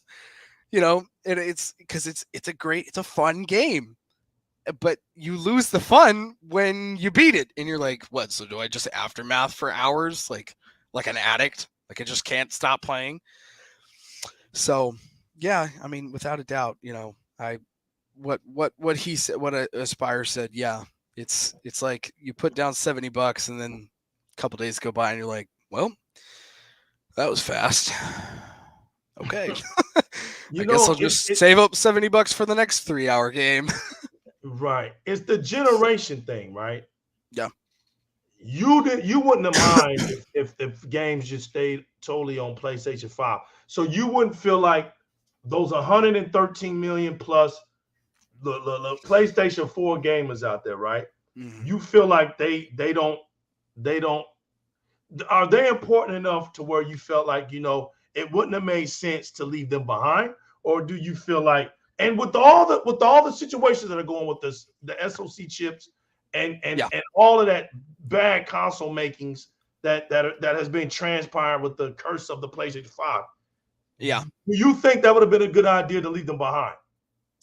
And just say, forget it. We're just going to. Here's what I'll say. I'll just be straight honest with it, because be honest, man. Tell the truth. I know Sony. I know my company. I know my favorite. So I get that when you just logically thinking, if you make a sequel to something, if I have the first PlayStation and now I've made the second one. Okay. And the second one does more, or it does this and that and yada, yada. And it's the next thing. Well, what do I need a PlayStation 1 for? That's the idea. That's typically how it goes. That's how they fed you. That's how we were fed. It was like, here's a PlayStation 1. Oh, sweet. Awesome. 1994 PlayStation 1. Here's a PlayStation 2. Oh, well, what can it do? It can play PlayStation 1 and 2 games. Oh, well, now I don't need this one. Cool. Sweet. PlayStation 3 originally comes out. It could play 2 and 1 and 3 games. Oh, sweet. Now I don't need the others. And then they kind of just changed it up. And it was like the new model, the PS3, was like, now it's just PS3 games. And so, kind of changing that stuff up, it kind of got us into the pattern of, okay, so now we're not in the situation anymore where I'm getting a new console that's basically making these other consoles obsolete, because with the PS4 you still needed a PS3, and if you didn't have the original PS3 you still needed a 2. You didn't necessarily need a 1 if you wanted to play the classics, because PS2 compatible with PS4. Real quick newsflash. Yep. If you want to play all your PlayStation games, all you have to have is your PlayStation 5 and your PlayStation 3. Yep. If you want to play all your Xbox games, you can have the Xbox Series S or X and your Xbox 360. You're good. Just 2 consoles out of all of those will take care of your whole entire library. Pretty much. And that's the good thing. A PlayStation 1 and 2 game in stores. They don't even do that. The 360 games you can still catch. Mm-hmm. Some you can still catch them online or whatever for good prices, depending on which ones they are. And you can also get your new game. What sucks the most, and I've already even looked on the series store, one of my favorite Dragon Ball games that I played back, further back in years ago, it was before the developers had really done online downloading for a whole game. So you had to have the physical disc, even though it was the generation that introduced, hey, you can just download the whole software from the store. So I still have to hunt down those copies, which, mind you, are like $200 per copy. There's a game that I want it doesn't matter if you get it on PlayStation, Wii, Xbox. It was released for all three of those. It's like $200, and I'm like, all right, yeah, it's crazy right now, man. Guess I gotta save up for that. That'll be something. So do you think when it comes to when it comes to the hype factor? Yeah. Okay. Do you think that which one do you think lived out their hype factor for one? And what is it that you're the most happy about with PlayStation 5? And what is it the thing that you're not so happy about PlayStation 5? Because before you go there, I can tell you what I'm proud about with the Series X is that it lived up to its hype, but it didn't have all the technology ready to okay me from the start. It had a late start, but it's promising. Some of the games they brought out, I waited a while to give them chances, but they ended up being good games. Gear Tactics really shocked me. The Medium I had already played before then, and that was okay game. It was more like a PlayStation style game experience. But then I waited. But when the fall came, it was as if Microsoft was like, here it is.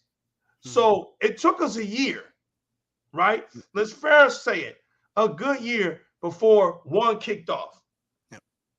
A whole year and 2 months, and you get Forbidden West, right? And it's 30 frames per second. Yeah. Now, you know where I'm going with this. The PlayStation community right now is eating a lot of crow. It's not, I have to say, from the fact that the generation aspect didn't go through right. So now the PlayStation 4, like you said, is in effect. Now they're in coexistence. So there's no. It's very weird because it's like, oh, well, now I don't need to buy a PS5 yet, and it's been now. Out for 2 years. That's the problem. That's the problem. But because in a minute, the Xbox One community isn't going to have these games. They're not going to have Stalker 2. They'll have it by way of cloud. Yeah, they'll have it by way of cloud, but they won't have it. And cloud is now let's be for real. Cloud is a downgrade. It's a downgrade because it won't be able to push out what it could do natively through the console, right? It's a feature. So you'll downgrade it, but at least they'll still be able to play the game at the settings of the Series X. Yeah, tell her we're almost about done. No! I was asking her for this. Oh, okay, yeah, because mine is throwing out umpire signs right now too. I got you. Right, but I think that exactly, Jago, exactly, and it's actually going to be moving up to 120 soon as these devices increase in their upgrades as well. And that'll be just fine. But we have to acknowledge the fact that it's not at the height of which the console will put it out. Now that we have the Forzas, now that we have the Halos, now that we had the flight simulators and our games are rolling out, the gunks, I think the end of last year showed the PlayStation community that Microsoft wasn't playing now. Now the games are going to start rolling. We have MLB 22 coming right on Game Pass, which fooled a lot of people. We got Scorn coming up. We got Stalker 2 coming out. We got Starfield coming that's out. Another thing that it's been wildly requested because for those of you who do know, but and those of you who don't, PlayStation is working on. They have not called it the competitor, but it's what people writing the articles are calling it. PlayStation Spartacus is the project name. I think I heard a rumor about the actual tier system being called PlayStation Infinite. I'm not sure. The tier system made no sense to me. I only just heard that. And it's definitely going to be one of those things where it's like even I'm like, I don't know what this is going to be until it's I actually don't out understand and I that tier try it. system yet. Yeah, But but it can have potential. what's interesting is that, because a lot of the articles were like, PlayStation's coming out with a Game Pass competitor, and Game Pass is just the ability to download games and stream games, and we've actually, and this is why they're having to redo it. We've had that for years. PlayStation Now is the what has been similar to the equivalent, minus day one drops of new games. It's usually a lot of older ones. Some exclusives here and there that drop on there, and then it gets some new games. Like right now we have which GTA is that? I think it's GTA San Andreas remastered, which is pretty cool. But the problem is like I said, Sony's not like Microsoft. Microsoft goes, "Yo, Game Pass, check this out. This thing is awesome, super great. It's it comes with the console. The console runs it well. This is some boss mode stuff." And PlayStation has PlayStation Now. It kind of just is a response. It's not even meant to be important to them. It's just, oh, well, we have that too. Like it's just kind of a side thought. Uh, PlayStation Now has been out since PS3, but they do not show any love to it at all. So that's why PlayStation Now, that's another thing that we took down at my retail store. There used to be kind of like, Game Pass cards. You can go in and buy a Game Pass card for your subscription. There were PlayStation Now cards that you could buy for that subscription, and our vendor actually came in and said, "Hey, take those down."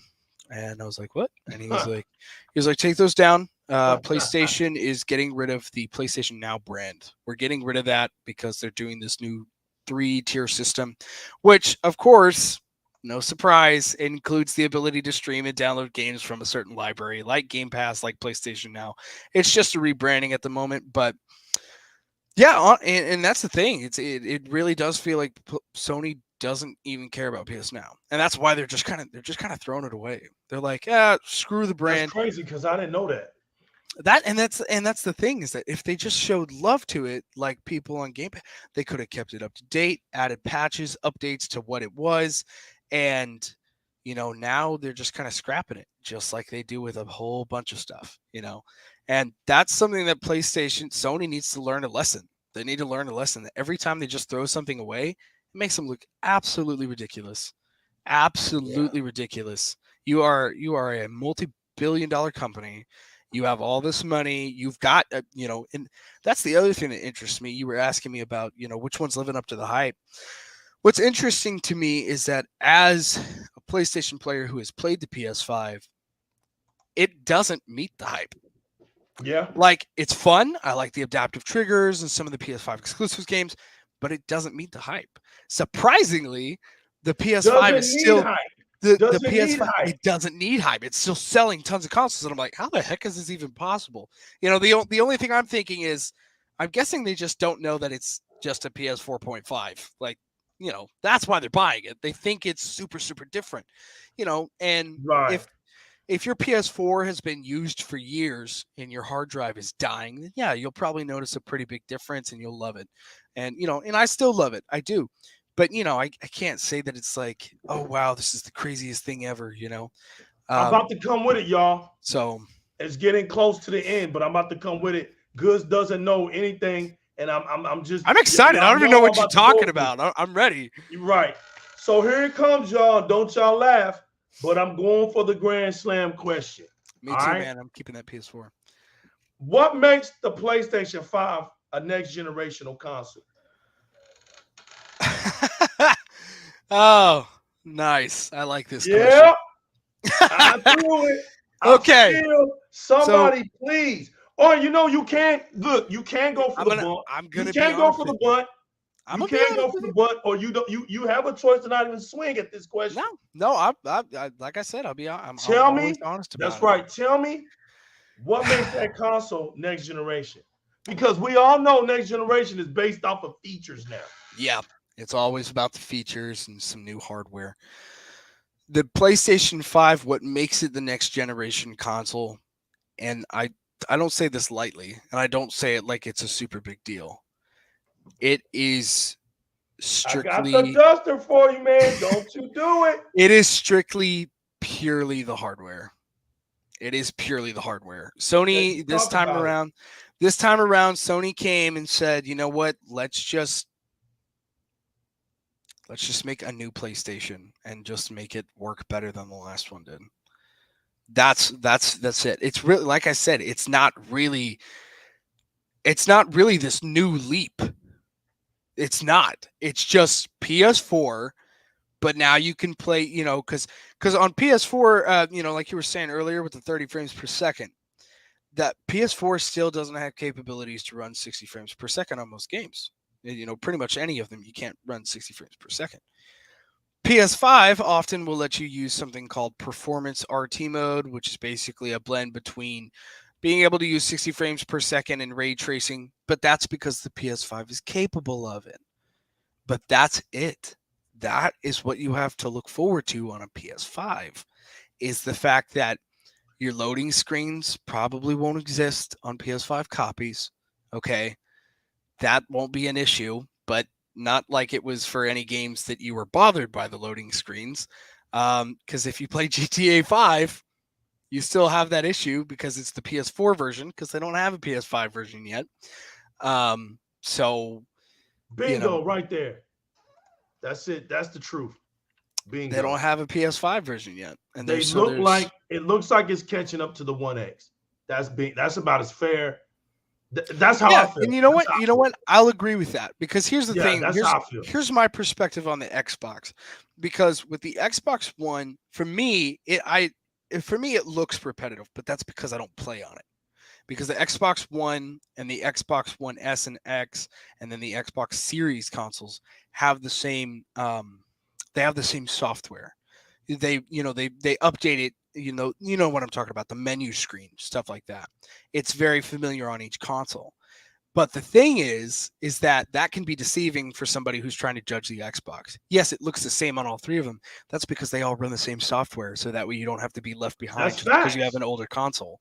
That's so facts. Because on PS4 and PS5, we actually right now there's a beta released right now for a software update on both the consoles individually. But the problem is that because of the way that PS5 works, and they have it's a new operating system. It looks different, and it's changed. It's huge. Because of that, it's real now you might suffer the differences between the software on PS4 and PS5. Your friend has PS5, and so they use this to navigate yada yada and click these buttons, and you have PS4, so now you have to do this to do that, and all these different things. So that's one of the things that I think people misjudge on Xbox, is that, yes, the menus look the same because Microsoft actually is like, well, why would we change that? Well, we don't need to change any of that for. So I would say the one that, strangely enough, I say the one that is getting the most hype, I won't say living up to the hype, but getting the most hype is with, I believe it's the PS5. And it's because, one, it looks like a freaking Wi-Fi router, and it's huge. Okay, that's one of the shock factors. You're just like, whoa, it's so big, that's one of the things.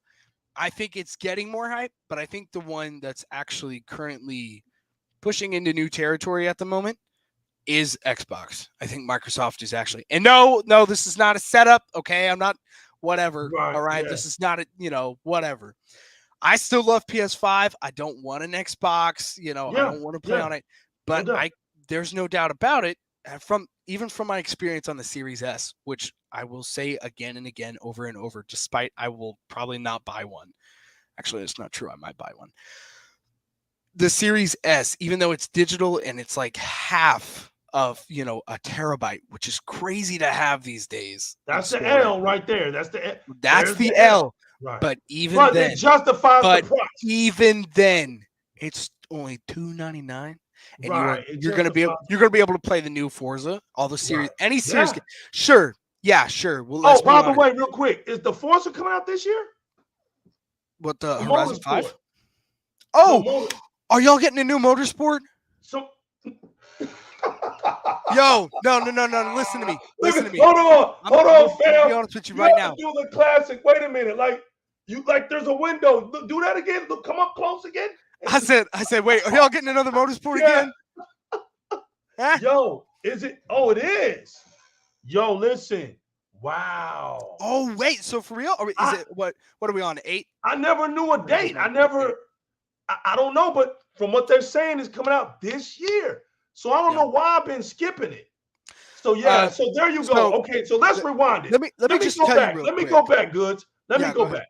So now that's Motorsport 8. That's Stalker 2. That's Starfield. That's Redfall. That's Scorn. That's 5 legit games. Look, Series X, you are looking mighty fine now. Nobody's gonna complain about 5 new games for you this year, and that's not even mentioning anything other surprises. But excuse me, right out the gate, you're talking 5 known games. I don't. Okay, so when we talk about PlayStation, let's do it. Forbidden West. Possible. We're aiming for God of War Ragnarok. Yeah, we don't know yet, but we're hoping for Ragnarok this year. I'm not gonna lie, it's probably gonna come out next year.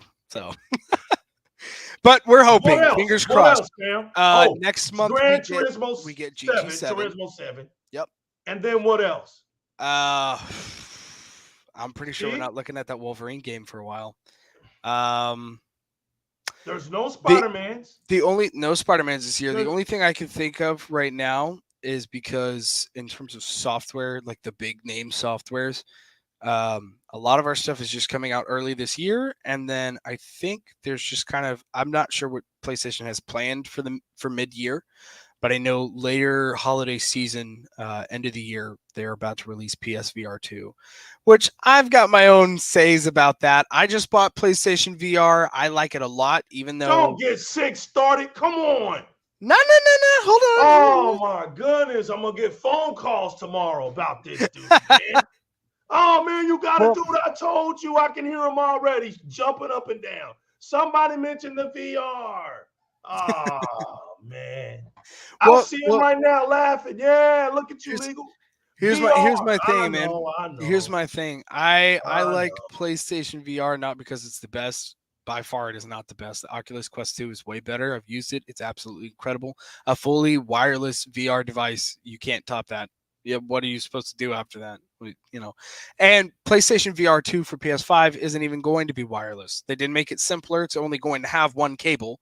Thank God. That's just a smart thing to do.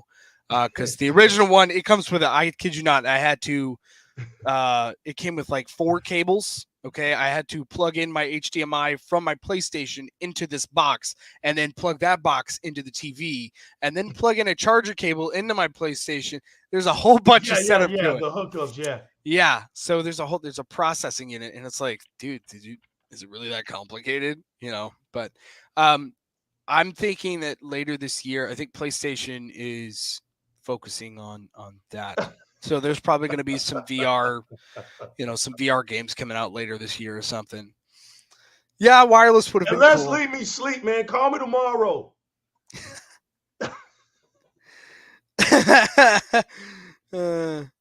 Yeah, man. I did want to say this. I'm not a VR fan, right? I'm not a VR fan. But honestly, from what I've heard, people are disappointed because it's not wireless. What's your thoughts? Does it matter? Or does it matter to you? I will say this, because before I got the PS4, and is that an L for Microsoft because they abandoned the HoloLens and all of that stuff? Is it an L, or do you think it's not? Okay, it's not an L. Yes, yes, I got a W out of this. It's not an L, but it's not one of those things. It's not an L for Sony because they're doing it though. It's like it's not an L for anybody. If, at this point, having VR with your console, it's an addition. It's like a bonus. It's like if you actually care enough about the company that you're playing on, cool. That's really cool. If not, there's whatever. But I will say regarding that wireless issue, because that is the big thing that people are talking about. Because I was expecting it to be wireless. I mean, we're on PS5 today, right? So, At first, it was really concerning because I hadn't played PlayStation VR yet, and now that I have it, I found that Don't put it in the picture. Don't put it in the screen, please. no, Please. no, I'm not. I don't. Don't do me like that, man. No, I'm not doing any of that stuff. Are you kidding me? I'd have to move like 50 cables. No, that's an over exaggeration. But the good thing is that after the cable setup, it actually looks really sleek, and there's only one cable that actually tends to move with you in the headset. So it's pretty much going to feel the same for me now as it were, or for me once VR2 drops as it does now, just because, I'm already dealing with pretty much one cable. The only thing I'm not going to have to do is the setup of a processing unit. So that's cool. I do wish that it was wireless. I would prefer it to be wireless. But at the same time, it's like I said, this is VR on a console. So it's kind of like, look, man, this is a cherry on top. If you don't want the cherry, don't order a cherry. It's not a big deal. Right. So. Well, y'all, look, I think I'm coming down to the final question, and we're gonna get out of here. We gotta work, man. We gotta take care of our families and stuff. We gotta buy video games. Yeah, yes, sir. Yes, sir. Yes, we do. So, I need to play my games. Facts. The last and final thing, man, of comparisons of our opinions, Mm-hmm. So as of right now, what do you think? Do you think Forbidden West is gonna carry over some momentum, or do you think the lineup of Microsoft dropping games this year are going to rule? And do you think now that who do you think now has the hold for this generation? And it's because we're going into 2 years. Like who's in the lead right now, you think? Who do you concerning the hype? Who do you think now has won the hype to where now if they just keep doing what they're doing, holding on to what they're doing, they can take the torch? But I want to be critical about Microsoft right now. I want to say something. Mm-hmm. PlayStation came out with State of Play. State of Play. I'm not trying to be funny. No pun intended. You're good. No pun intended. I think they need to stop doing it because I think they're wasting y'all's time. We came in on the last one, and I came in the store. And the last one, last State of Play was what the hell was that? The last State of Play that they had on YouTube, this big event that they were like, "Hey, something coming in February. We're having a State of Play." It was, and like I like our exclusives. I love the games coming up. It was literally all about GT7, and I was like, "Dude, why don't you just let me figure this stuff out when I play the game? Like I know you have tutorials in it. You don't have to tell me any of this stuff. Right. Let me see it there. Stop spoiling your game for me. It's a racing game. You're already giving away too much. Right. So to me, it's not a bad thing that they're doing it. Yeah, it's not bad. It's just not giving y'all what y'all. I know what y'all want. Right. We want some more hype. We want some hype. Because like I think the most exciting thing for me personally is I'm excited about VR2. I am. But if we're talking about this year, I think the most excited thing I'm excited for is it probably is VR2, just because they are adding a much easier to use controllers. And they're putting some of that sense technology in the headset and the controllers as well, and that'll make the experiences seem a little bit more immersive, and that's exciting, and I'm excited for that. But to answer your question about who is currently hype leading, I would say that, or I'll answer your first one. With Forbidden West coming out tomorrow, I don't think it'll be something that's groundbreaking, because here's the thing. It goes back to This is not a trap, people. It's not a trap. What did I just hear you say? I said it's not going to be. Well, it's not going to be groundbreaking. I think. Here. Let me tell you. I think graphically it's going to be awesome. I think, yes, it's going to do as good as all the other games that we've seen on PS5. Run it better graphics. Like, people are really tied up in the graphics these days, and it's like you could make a work of art, but if you're giving me a game that's a movie and the movie sucks, I don't care how good you made it look. Yeah. If the story sucks, then it's a sucky game. It's like with The Last of Us Part 2. That game was very cinematic. It looked really good. But even the most heavily big fan PlayStation people hate that game because of the way that the story went. You know, Right. it was very focused on something other than what the original Last of Us was about. Right. You know, something that really captured the audience, turned into some kind of service for something else. Right. So, with Horizon Forbidden West, for me personally, I know I'm gonna love it because I'm ready to see what happens after the first one. I got a bunch of lore, story. Aloy is a cool character. It's interesting. It's not something that, in terms of the gameplay style, yeah, I mean, there's games like that. You know, you've seen this stuff. In terms of the story, I'm interested in it because I'm like, I've never heard or watched a movie or something with this kind of story where, you know, where the basis is that the character you're playing as is learning as much as you are at like when you're playing, because the, you know, the world around you, the setting and everything is really cool. So I am excited for Horizon Forbidden West. I know it's going to be great for the people that played the first one and they're excited to see what happens after. But in terms of representing PlayStation against Xbox's current momentum, I don't think it makes a difference. Because right now you got to remember, this game coming out tomorrow, it's a sequel. So who's mainly going to come back? The ones who played the first one. Good point. Wow. The ones that play the first one. And I played the first one. That's why I'm excited. I'm excited for it. GT7, it's a freaking racing game. There's some people who, you know, they love racing and that's the only thing they do. They don't play sports. They don't play shooters. They don't do any of that stuff. They're excited for that game too. I actually, this is why I was excited when you said motorsport. Remember when I told you I had that Xbox One You for a while? traitor, Ashtray. You traitor. When I had that Xbox One for a little bit, I picked up a copy of Forza Motorsport 5 because I went to my local GameStop and it was one of the games that was on sale for like $10, $20. Red, he's a traitor. Go ahead. Yeah. So I bought it, and believe it or not, Forza is actually the racing franchise that got me into telling myself that, hey, play some racing games. Like, I don't, you know, do diversify your portfolio of games. Do something new. So that's why I play GT, you know, and so that's why I'm excited for GT7 is because I'm like, this is the next one. You know, I'm wondering what's happening because we had GT Sport. Now it's like, okay, what's next? But I will say, if y'all are getting, I'm not gonna lie, if y'all are getting another Forza Motorsport, one of my favorite parts about the motorsport games is the soundtrack. They have great soundtracks. I keep forgetting who composes the soundtracks for most of the motorsport games, but I listen to a lot of soundtracks from video games, and the soundtracks from Motorsport 6, I believe, that was the game that I played that, oh my gosh, man. We're down to the last 3 minutes, fam. So you think that Forbidden West isn't gonna it's not, and I think it's not going to push the envelope tomorrow. It's just what it's going to do is it's going to remind PlayStation players why they're PlayStation players, but it's not going to reach over an Xbox and go, you're missing out, because Xbox is riding to the top right now. Y'all are on a journey right now.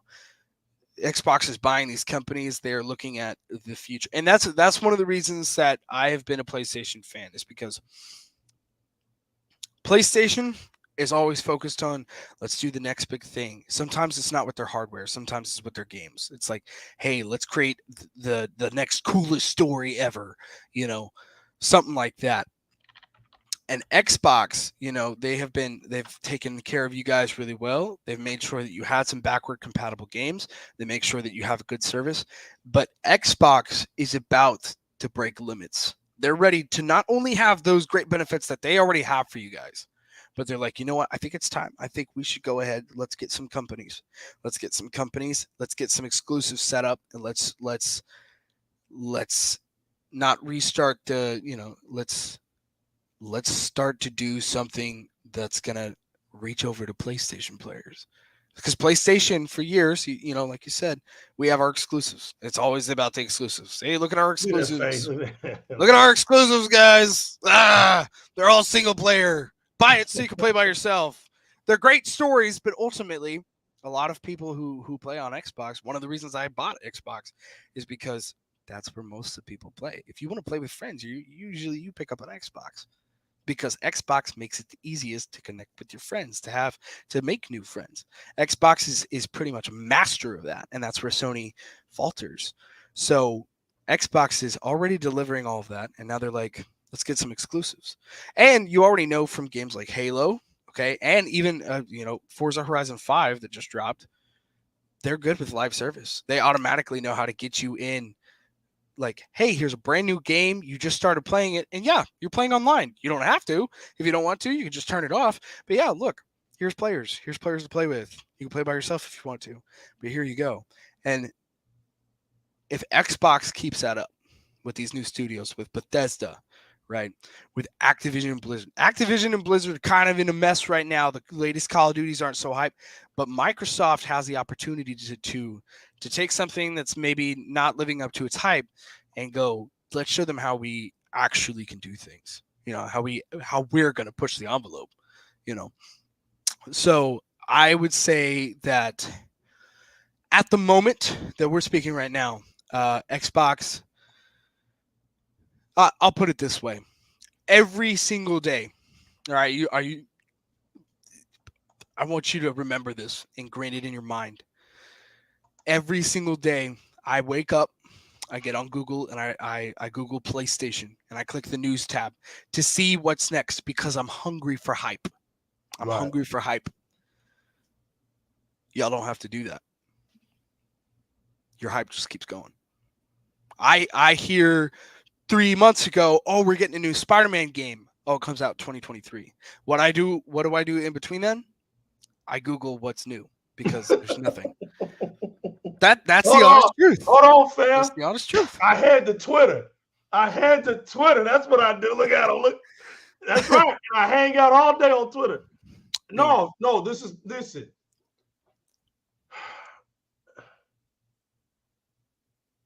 I see your points. You made very, very distinctive, no pun intended to my man, distinctive 170, but you made very, very distinctive points, right? And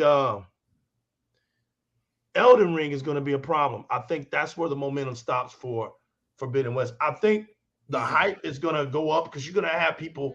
You're going to have the Sony onlys, the donkeys, the centaurs, double agents, the whole Muppet Show, and the Get Along Gang. They're going to push that hype. What's going to happen is the hype will be such of a lie that it wasn't even needed. What Forbidden West needs is experience telling. They need gamers to go in and then be honest about it. It doesn't need this fake hype to where then it doesn't hit expectations and then you get slapped in your faces again. Because that's what happens. That's what happens is that they build people that advertise it, they build it up. Right. But you don't know why it's so great because you don't actually have an honest opinion. Because Elden Ring is coming. Elden Ring is coming. And when Elden Ring comes, because you don't even know this, but Homeboy was in your store yesterday. I came to sneak in on it just to talk about Forbidden West yesterday, but you wasn't there. You know who was at your store. So I asked him, what do you think about Forbidden West? This is the honest God truth. He started laughing because I was like, no, I'm not playing. I'm being serious. I was like, I'm not playing. I want to know how you feel, what hype you got for it, right?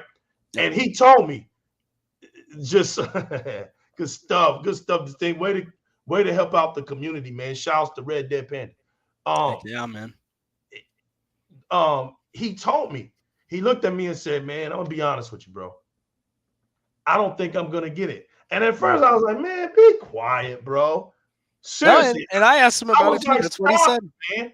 And he says, no, man, really, I don't think I'm gonna get it because he says, have you heard of the game Elden Ring? And he pointed at you, and I was like, that's his favorite genre. And I told him, I was like, yeah, that Demon Souls type of game. And he was like, yeah, but this time you get the jump. He was like, you don't understand. The guy gets to jump, just to be able to fight. And he was like, it's going to be huge. And he says, the problem is with Forbidden West, it's just me and her, right? On this journey. But Elden Ring, it's me and my homeboys, and it's the community, and we have something to talk about. So it's like the weight scale. It's not for him. It's like it's a no-brainer. So I give it a week and a half, and I'm being generous. I just think that it hit in the wrong spot. Oh, you mean for like how long the hype will last The about it? hype. Yeah, I'm being generous. probably about a week. Probably about a Yep. week. And it's because of the way it dropped. Mhm. Elden Ring's coming, and it's just that's what I really think. But the PlayStation community is gonna be lit. They're gonna throw their jabs tomorrow. I'm getting ready. I'm Yeah. putting my armor on for tomorrow. Yeah. Yep. Be ready. I gotta get over there, but I'm happy they finally got something that they can dust their PlayStation 5s off. You know, we gotta throw True. the jabs. I'm actually really excited because get the dusters and start dusting off the consoles. You've been waiting for about 8 months, and you know y'all are strong. So you got something on us. You know, yeah, I'm over here playing Crossfire X, whatever, you know, but it is what it is. You got a game. Let's push forward. Let's push forward. Do y'all's thing. Go out there and support it. Make an impact. Elden Ring's coming up. I got my man's Goods on the ones and twos. I just want to say, man, I appreciate you, bro. Hey. It's not even about you coming because you was going to come regardless. Yeah. Goods was going to crash the show. He was going to hack into it. He was going to do whatever he had to do to get on. I appreciate your store, man. I appreciate your time. I appreciate us talking, man. We do this. This is what we do. This is our console war. This is how the console war looks like. This is a true console war. It had nothing to do with sales. You didn't see us bring up sales. We talked about the capabilities. All those features that he told you, the PlayStation doesn't have the features that require next gen.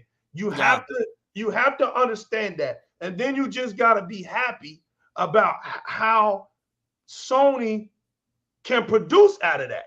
Because Sony is doing the Big Bang Theory right now. They're making something out of nothing, right? And they're doing a good job. Don't get me wrong. Their games don't look garbage. Nobody's saying that. You have your preference. I'm being funny. You have the console you like. You buy those games that you want to play. You have the TVs that y'all have, and you're playing, or your monitors, and you're playing these games the way you want them. But at the end of the day, Microsoft's Xbox has lived up to its hype. Mm-hmm. It has required the features that certify it. That's the key word, certified into next gen. It's moving with a momentum of the juggernaut. It's having the green gamma effect of the Hulk. The community is at a 10 right now. We're in our 20th anniversary right now. I get what you're saying. It's like I was listening Shaker, to you, you're probably right. Visualizing it all. You have a point. So with me, I think this generation is about Sony having the disadvantage on the technological side. Yep. Mm-hmm. It's how is Sony going to weather through this storm? It's how Sony's going to, and what decisions they're going to make. Little interesting fact in regarding to that, because I'm a big fan. I like to save some money here and there, or I like to invest. And I look at Sony's numbers, and one of the things right now that's interesting. What year is it? 22? Yep, 22. 22 years ago. You know what console? You know what console came out 22 years ago? Up? The PlayStation 2. At the release of the PlayStation 2, Sony's stock was at $18,000. That's pretty big. Release of the PS3, it dropped immensely, and it's been rising since the PS4 era. And slightly before and after the release of PS2, the stock sat at $15,000. $15,000 for stock. You know what I'm saying? Here's the thing. Right now, after the news of Activision's purchase and all that stuff, Sony's currently sitting at $15,000. So we're actually probably about to see the big yay or nay of Sony, whether or not they're learning anything. Because right now, like you're saying, the PS5 is and I want to say this first. I absolutely love PlayStation. I absolutely love it. I love it in spite of the $10 extra on PS5 games. I love it in spite of the fact that it's not that crazy. I love it in spite of all that stuff. But the PS5 at this moment is truly kind of just a glorified PS4. It really kind of is. Because at the end of the day, they should have just let me just buy an SSD and put it in my PS4, because that's the SSD is really the magic of the PS5 and the Series X as well. SSD is great internal storage. They're doing great, but the difference between them is that Xbox makes sure that having, and that's probably, I understand that's probably why a lot of people that are on Xbox are talking about frame rates. They're talking about graphics, and that's because Microsoft delivered that. They said, this is the next generation of gaming. You're getting better graphics. You're getting better frame rate. And PlayStation 5 Yeah, is they kind did of both. like, There's a they did both. latency problem They said, with Sony still. this Sony's is the still next behind generation. on that. Yeah. Exactly. Yeah. Microsoft said, this is the next generation. You're getting good, you're getting good stuff. Your console is going to run better. It's going to look better. Your games are going to perform better. That's the point. And PlayStation was like, yeah, they will. I mean, they can. We can make them do that, but it's not a big focus. Right. So enjoy your Wi-Fi router. Good luck getting one, by the way. Yeah, man. Listen, Yeah. I appreciate you, brother. We're gonna get out of here. Too, man. I appreciate everybody. Thank you, Sicko, for coming in at the end. But you guys are awesome. Good. I felt welcome. Red Dead Panda, thank you for being a part of us in yesteryear. Shout out to the whole Chit Chat community over here. Thank y'all all for coming out. I love your Chit Chat community, man. I love your Chit Chat community. Thank you, Sick. Look, y'all, we're gonna get out of here. So always remember, keep it gaming. Y'all know what I'm gonna say. Always chase that extra man in life. It's the New League with my man Goods in the building. And salute. Shout out to all the real gamers out there in the gaming world, man. Whether you Xbox, PlayStation, Nintendo, PC, mobile gaming, whatever you want to be, whatever you want to claim. If you real one, shout outs to you, man. Shout outs to all of y'all. I think real quick, I think there was somebody asked me a question earlier, and I don't think I got to respond. It was that one right there. Okay. Now, are we talking about PlayStation Plus? Is that what that was supposed to be? Or what's PlayStation percent? Goods, how do you feel about Sony reducing the cost of the, I think that's PlayStation Plus is what they meant, still charging the same price? I'm kind of confused. If they're reducing the price, how are they charging? Oh, PlayStation 5. Right here. Oh, okay. So how do you feel about Sony reducing the cost of... Oh, I know what you're saying. Oh, you're talking about the hardware, because they did reduce the heat sink. Yes. I personally, that's one of those things that I still buy from them in spite of that, because if the heat sink being smaller has a much more noticeable difference, and it really affects...